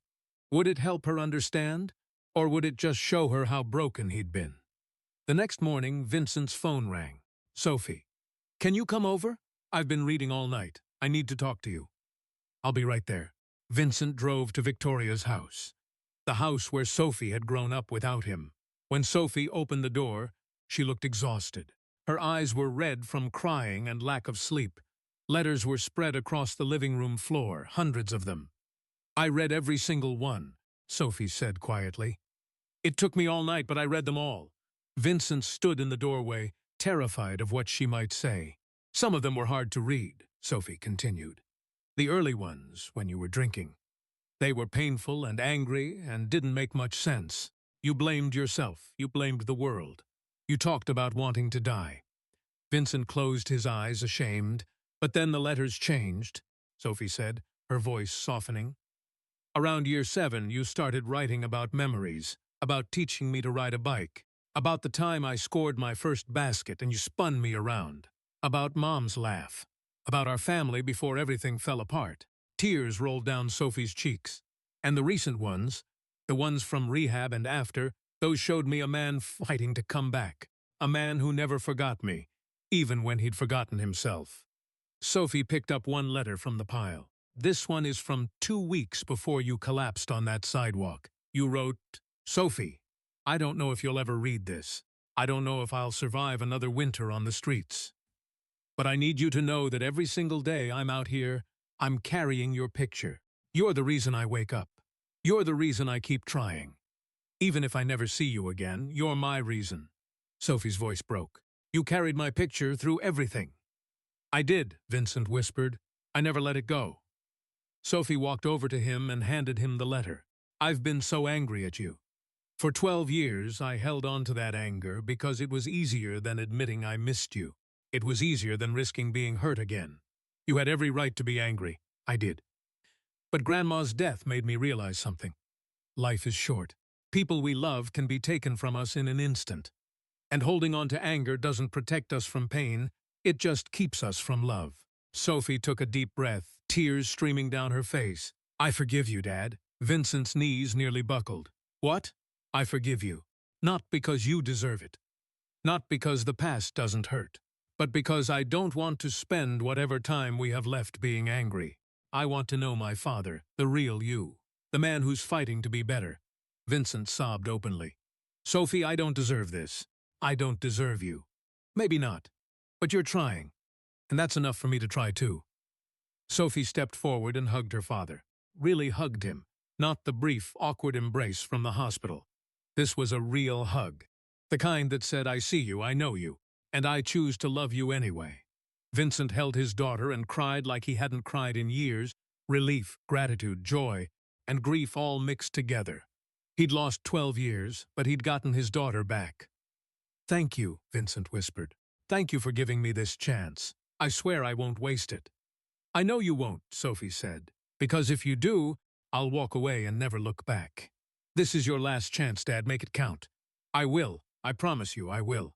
They spent the rest of the morning planning Victoria's funeral together, making phone calls, choosing flowers, writing the obituary. Father and daughter working side by side, slowly building something new from the ashes of what was lost. That evening, as Vincent prepared to leave, Sophie stopped him at the door. "Dad, I still have that jersey. The Michael Jordan one from when I was 8. Vincent smiled through his tears. "Michael told me you kept it. I could never throw it away. Because that summer at his camp, when he told me I could be anything if I worked hard. Enough. That was the last time I remember being truly happy before Mom died. I kept it to remember that feeling, to remember that someone believed in me." "I always believed in you," Vincent said. "Even when I couldn't show it. Always believed you'd do amazing things." Sophie smiled. "Maybe you can come to my game next week and see me actually wear it, for Grandma, for Mom, for us. I'd be honored." Sophie hugged him one more time. "I love you, Dad. I never stopped, I just couldn't say it until now." Vincent held his daughter tight, his heart so full it felt like it might burst. "I love you too, baby girl, more than anything in this world." When Vincent left Victoria's house that night, he looked up at the stars and whispered, "Thank you, Victoria. Thank you for giving us one last gift. Thank you for the letters. Thank you for believing we could find our way back to each other." He texted Michael Jordan, "She forgives me. After everything, she forgives me. I have my daughter back." Jordan's response came immediately. "That's what champions do. They fight through impossible odds and come out stronger. Proud of you, Vincent. Now don't let her down." Vincent looked at the text for a long time. Then he made himself a promise.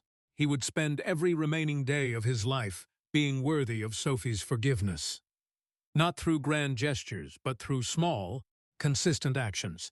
Showing up, being present, being sober, being the father she deserved. The road ahead wouldn't be easy. Trust took time to rebuild. But for the first time in 12 years, Vincent Hayes had something precious to fight for. He had his daughter back, and he was never going to lose her again. Victoria's funeral was held on a gray Thursday morning. The small church in Bronzeville was filled with people whose lives Victoria had touched. Former students she'd tutored, neighbors she'd helped, friends from her nursing days. And in the front row sat Sophie and Vincent, side by side.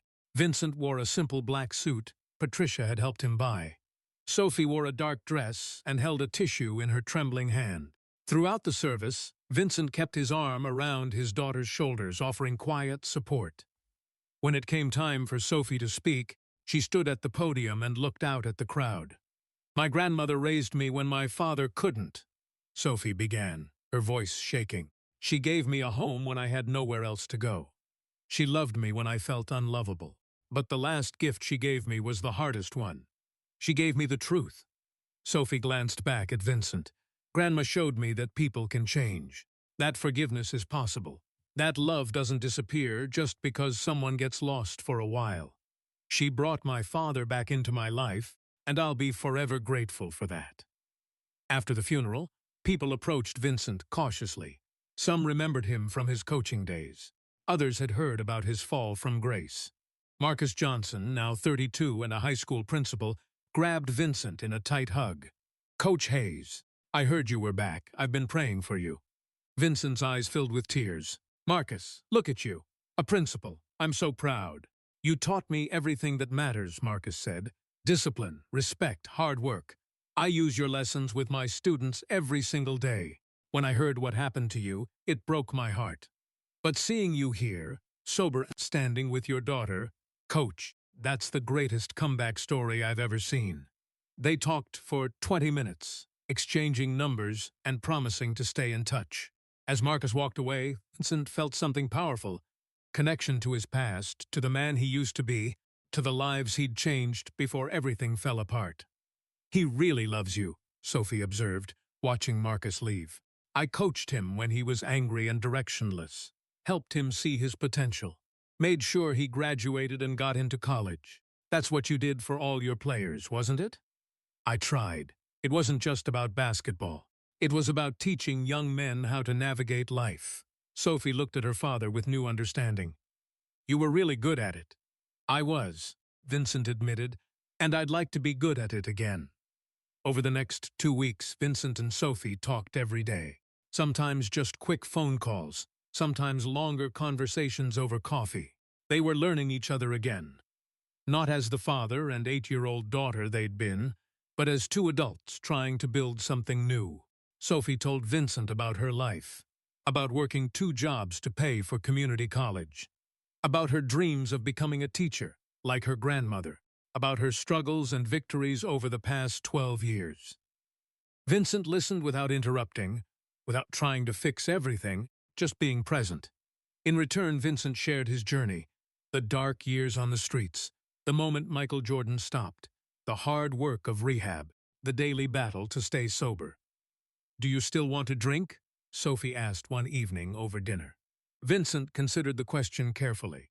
"Sometimes, especially when things get stressful or painful. But I've learned that drinking doesn't solve anything. It just delays the pain and makes everything worse. So when I feel that urge, I call my sponsor, or I go to a meeting, or I call Michael." "You and Michael Jordan are really friends now." Vincent smiled. "I think so. He still checks on me regularly, still mentors me. He's invested in my success, and I don't want to let him down." "That's incredible. Michael Jordan caring about my dad." "He cares about you too, Sophie.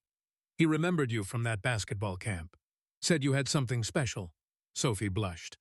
"I was just a kid who loved basketball. You still love it. I see it when you play."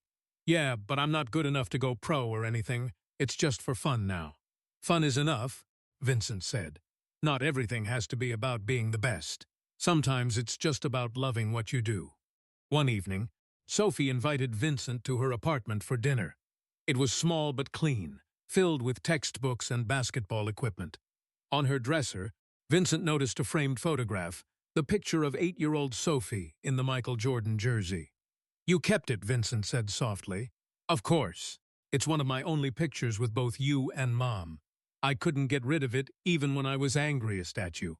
Beside it was another frame, and Vincent's breath caught. It was one of the letters he'd written from rehab, the one Sophie had read aloud. She'd framed it. "That letter reminded me that even at your lowest point you never forgot me," Sophie explained. I wanted to remember that. They cooked spaghetti together, working side by side in the small kitchen. It felt normal, ordinary, like something a regular father and daughter might do, and that ordinariness was beautiful. After dinner, Sophie pulled out an envelope. I got accepted to a 4-year university, she announced. Full scholarship thanks to the Jordan Foundation. I start in the fall. I'm going to get my teaching degree. Vincent jumped up and hugged her tightly. Sophie, that's amazing. I'm so proud of you. There's more. They have a women's basketball team. Division II. The coach saw me play and offered me a spot on the roster. Nothing fancy, but I'd get to keep playing. That's perfect. You get to study and play basketball. Best of both worlds. Sophie's smile faded slightly. The school is 2 hours away. I'd have to move. Live in the dorms. Vincent understood immediately. She was worried about leaving him, about whether he could stay sober without her nearby. Sophie, you have to go. This is your dream. Don't put it on hold for me. But what if I relapse? Vincent finished. That's my responsibility, not yours. You can't manage my sobriety. I have to do that myself, and I will whether you're here or 2 hours away. Are you sure? Vincent took her hands. I'm 237 days sober. I have a job I love. I have a support system. I have Michael checking on me, and I have you in my life again. I'm stronger than I've been in years, Sophie. You've given me more than enough reason to stay sober. Now go live your life. Make me proud. Sophie's eyes filled with tears. I'm scared, Dad. What if I lose you again? You won't, I promise. I'll call you every week. I'll come to your games when I can. And you'll come home for breaks. We'll make it work. That Saturday, Sophie wore her old Michael Jordan jersey to her game. Number 23, faded and worn but still meaningful. Before the game, she looked up at the stands where Vincent sat with Patricia and gave him a big wave. Vincent waved back, his heart full. Sophie played the best game of her season, 15 points, 8 assists, diving for every loose ball. After the final buzzer, she jogged over to the stands. Hey, Dad, want to grab ice cream and celebrate? I'd love that, baby girl. They went to a small ice cream shop near campus. Sophie got chocolate chip. Vincent got vanilla. They sat outside despite the cold March air, just talking and laughing. Can I ask you something, Sophie said between bites. Anything. What made you finally get sober? I mean, really? Was it just Michael Jordan helping you? Vincent thought carefully. Michael opened the door. He gave me the opportunity. But the real reason I got sober was you. That night I collapsed, I was holding your picture. I thought I was dying. My last thought was that I'd never get to tell you I was sorry. Never get to tell you I loved you. That thought was unbearable. So you did it for me. At first, yes. But then Dr. Martinez, my therapist, taught me something important. She said I had to get sober for myself, too. Because if I only did it for you, what would happen if you rejected me? Would I give up? So I had to learn to believe that Vincent Hayes was worth saving, even if you never forgave me. And do you believe that now? Vincent smiled. Most days, yes. I'm not perfect. I still struggle with shame and regret. But I'm learning to forgive myself. To accept that I can't change the past, but I can build a better future. Sophie reached across the table and squeezed his hand. I'm learning that too. Grandma's death taught me that holding grudges just steals time we could spend loving each other. Over the next month, Vincent and Sophie fell into a rhythm. Tuesday and Thursday game nights. Sunday morning breakfast. Random phone calls throughout the week. They were building the relationship they should have had all along. Vincent continued working at the Jordan Foundation. Coach Travis promoted him to full assistant coach with a raise. The boys on the team had become like sons to Vincent. He mentored them, guided them, believed in them. DeMarco, whose father was still struggling with alcoholism, spent extra time with Vincent after practices. My dad still won't get help, DeMarco said one afternoon. Mom finally kicked him out last week. I'm sorry, DeMarco, that's really hard. But you know what? Watching you and seeing how you changed, it gives me hope. Maybe someday my dad will hit his bottom like you did. Maybe someday he'll find his Michael Jordan who stops to help. Vincent put his hand on the boy's shoulder. Maybe he will. But even if he doesn't, you're going to be okay. You're strong, smart, and determined. Don't let your father's struggles define your future. Thanks, Coach V. You're like the dad I wish I had. Those words stayed with Vincent for days. He was becoming a father figure to boys who needed one, while simultaneously rebuilding his relationship with his own daughter. The circle felt complete somehow. One evening, Michael Jordan stopped by the facility unannounced. He watched Vincent run a practice, coaching the boys with patience and wisdom. Afterward, Jordan pulled Vincent aside. "You're thriving here. The kids love you. Coach Travis says you're the best assistant he's ever had. I love this work. It reminds me who I used to be, who I can be again." "I've been thinking," Jordan said. "My foundation wants to expand our programs. We're planning to open a second location on the west side next year. We'll need a head coach. Someone with experience working with at-risk youth. Someone who understands struggle and comeback stories." Vincent's eyes widened. "Are you offering me the position?" "I'm saying you should apply. I can't just hand it to you. There's a process. But Vincent, you'd be perfect for it. If you stay sober, keep doing the work, keep showing up, that job could be yours." Vincent felt tears spring to his eyes. "Head coach, my own program. Michael, I don't know what to say. Say you'll keep fighting. Say you'll keep being the man your daughter needs and these kids need. Say you'll keep honoring the second chance you've been given." "I will, I promise." Jordan smiled and clapped him on the shoulder. "Good, because champions don't just win once. They keep winning. They keep pushing forward. They inspire others to believe that comebacks are possible." After Jordan left, Vincent sat alone in the gym, looking around at the court where he'd found his purpose again. His phone buzzed with a text from Sophie. "Hey Dad, just finished studying. Thinking about you. Love you." Vincent typed back, "Love you too, baby girl. Proud of you every single day." He looked at the message for a long moment, still amazed that he could send those words to his daughter again. That she wanted to hear them. That she loved him back. Vincent had lost 12 years. Nothing could change that. But he had today. He had tomorrow. He had the rest of his life to be the father Sophie deserved and the mentor those boys needed. And as long as he stayed sober, stayed present, and kept showing up, anything was possible. Michael Jordan had stopped on a frozen sidewalk when everyone else walked past. Now Vincent was learning to do the same. To stop, to notice, to help, to believe in second chances. Because everyone deserves someone who refuses to walk past them in their darkest moment. Everyone deserves a Michael Jordan, and Vincent was determined to be that person for as many people as he could. 6 months later, December, Vincent stood outside the Jordan Foundation Youth Center, watching the first snowflakes of winter fall on Chicago. 1 year ago, he'd been lying on a frozen sidewalk, ready to die. Now he was alive, sober, and whole. His phone buzzed. A text from Sophie. "Game tonight at 7. New School Arena. You coming?" Vincent smiled and typed back, "Wouldn't miss it for the world." He'd kept every promise. He attended Sophie's games at her new university whenever he could make the 2-hour drive. They talked 3 times a week. She came home for holidays. Their relationship wasn't perfect. There were still awkward moments, still healing that needed time, but it was real and growing stronger every day. Vincent was now 395 days sober, nearly 13 months. Each day he marked an X on his calendar and thanked God for another 24 hours of clarity. Inside the facility, Coach Travis called everyone together. "Listen up. We've got a special visitor today. Everyone knows Mr. Jordan stops by sometimes, but today he's here for something important." Michael Jordan walked into the gym, and the boys erupted in excited chatter. Jordan smiled and waved them quiet. "I'm here because this facility has grown into something special. Coach Travis and Coach V have built an incredible program. Your graduation rate is 100%. Every single one of you is on track to finish high school. That's remarkable." The boys applauded, looking proudly at Vincent and Travis. "But we want to do more," Jordan continued.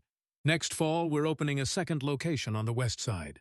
Bigger facility, more resources, more opportunities to change lives. And we need the right person to lead it." Vincent's heart began to race. This was it, the position Jordan had mentioned months ago. "Vincent Hayes," Jordan said, looking directly at him. "Would you accept the position of head coach and program director for the Westside Jordan Foundation Youth Center?" The gym exploded with cheers. The boys rushed Vincent, hugging him and celebrating. Vincent stood frozen, overwhelmed with emotion. "Yes," he said, his voice cracking. "Yes, I accept."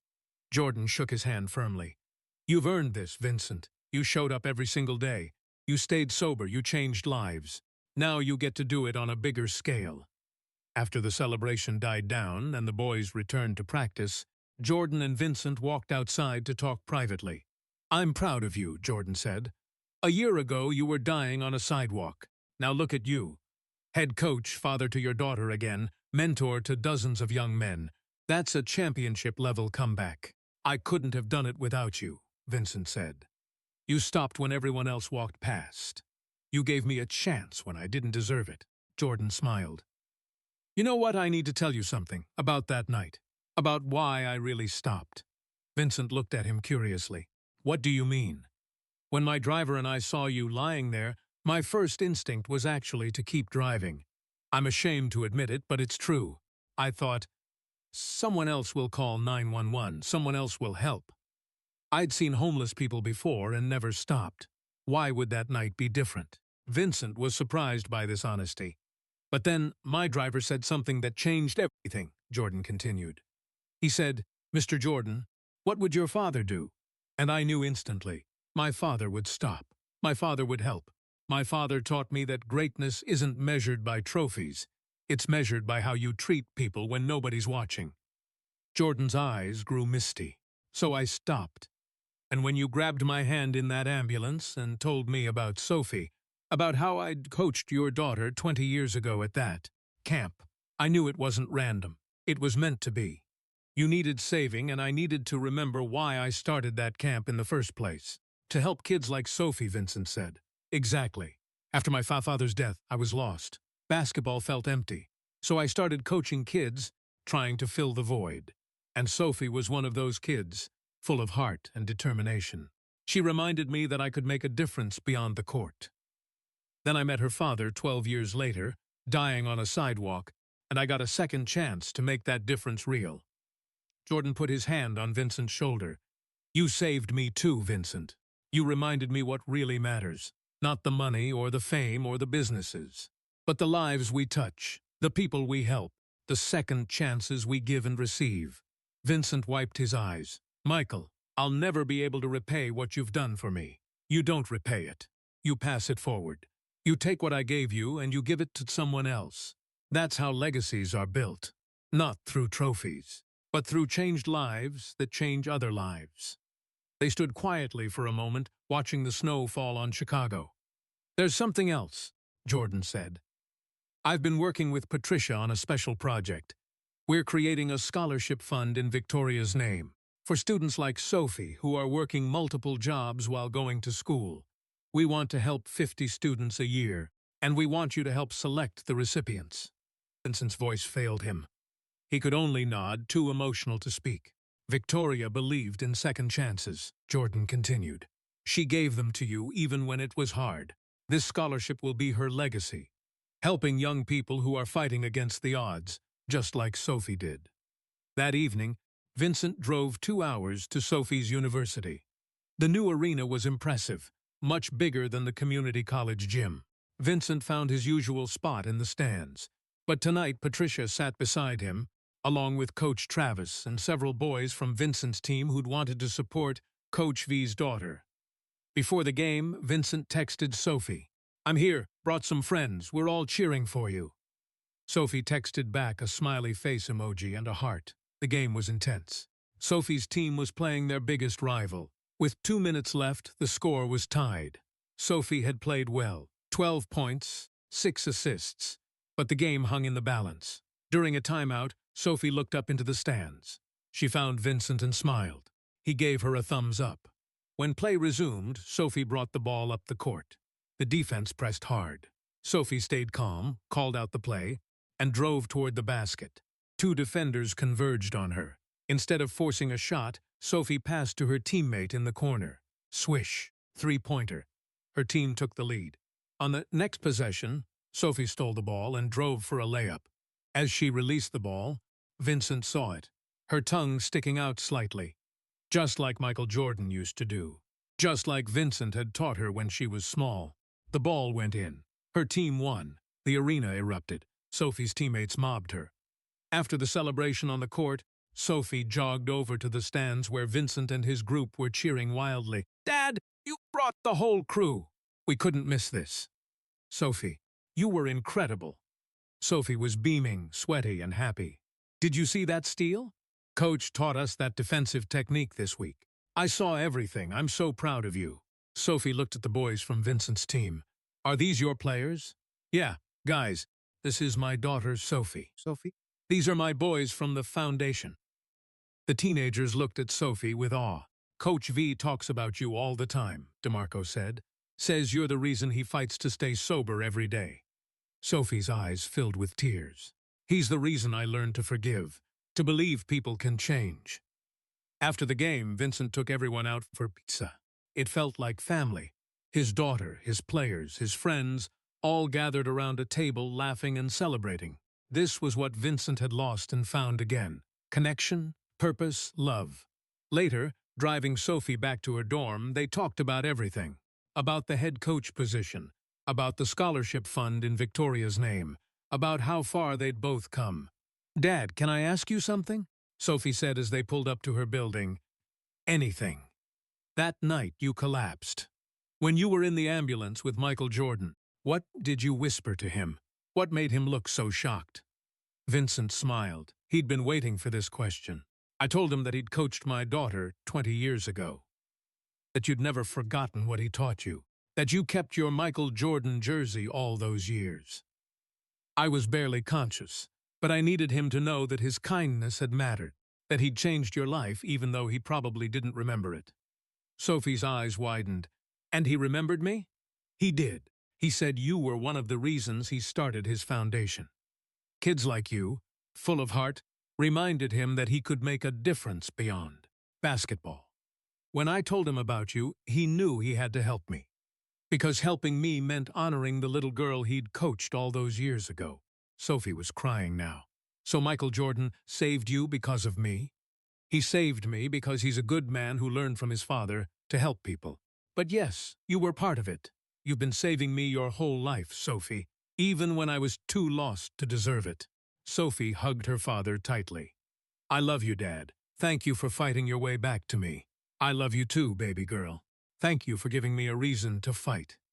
As Vincent drove home that night, he thought about the journey, about the frozen sidewalk, about Victoria's letters, about Sophie's forgiveness, about the boys he was mentoring, about the new position that would let him change even more lives. His phone buzzed with a text from Michael Jordan. "Heard Sophie's team won. Heard you're celebrating with your crew. This is what winning looks like, Vincent. Not trophies. This." Vincent pulled over and typed a long response. "Michael, 1 year ago I was ready to die. You stopped when everyone else walked past.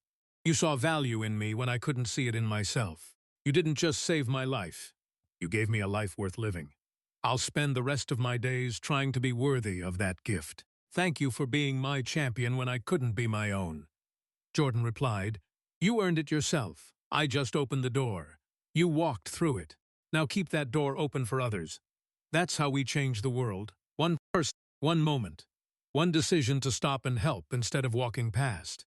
Vincent sat in his car, watching the snow fall on Chicago, and thought about all the moments that had led him here.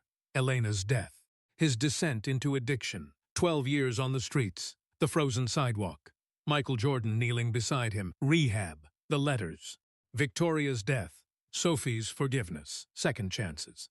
Every moment had been necessary. Every loss had taught him something. Every failure had prepared him for this redemption.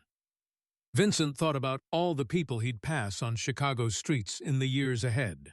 The homeless men and women sleeping in doorways, the struggling addicts, the lost souls who felt invisible. He made himself a promise. He would never walk past them. He would stop. He would see them. He would help however he could, because someone had stopped for him when nobody else would. Michael Jordan had saved Vincent Hayes on a frozen December night.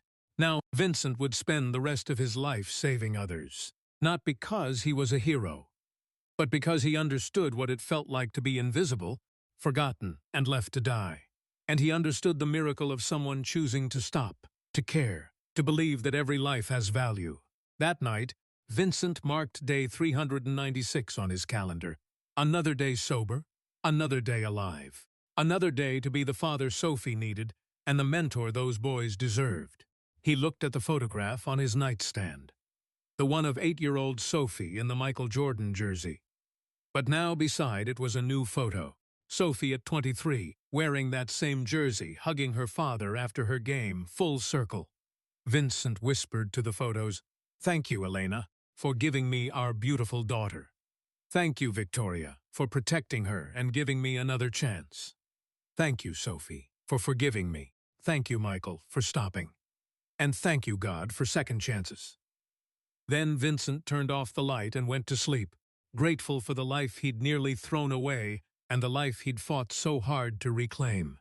Tomorrow he would wake up and fight again. Fight to stay sober. Fight to be better. Fight to help others find their way back from darkness. Because that's what champions do.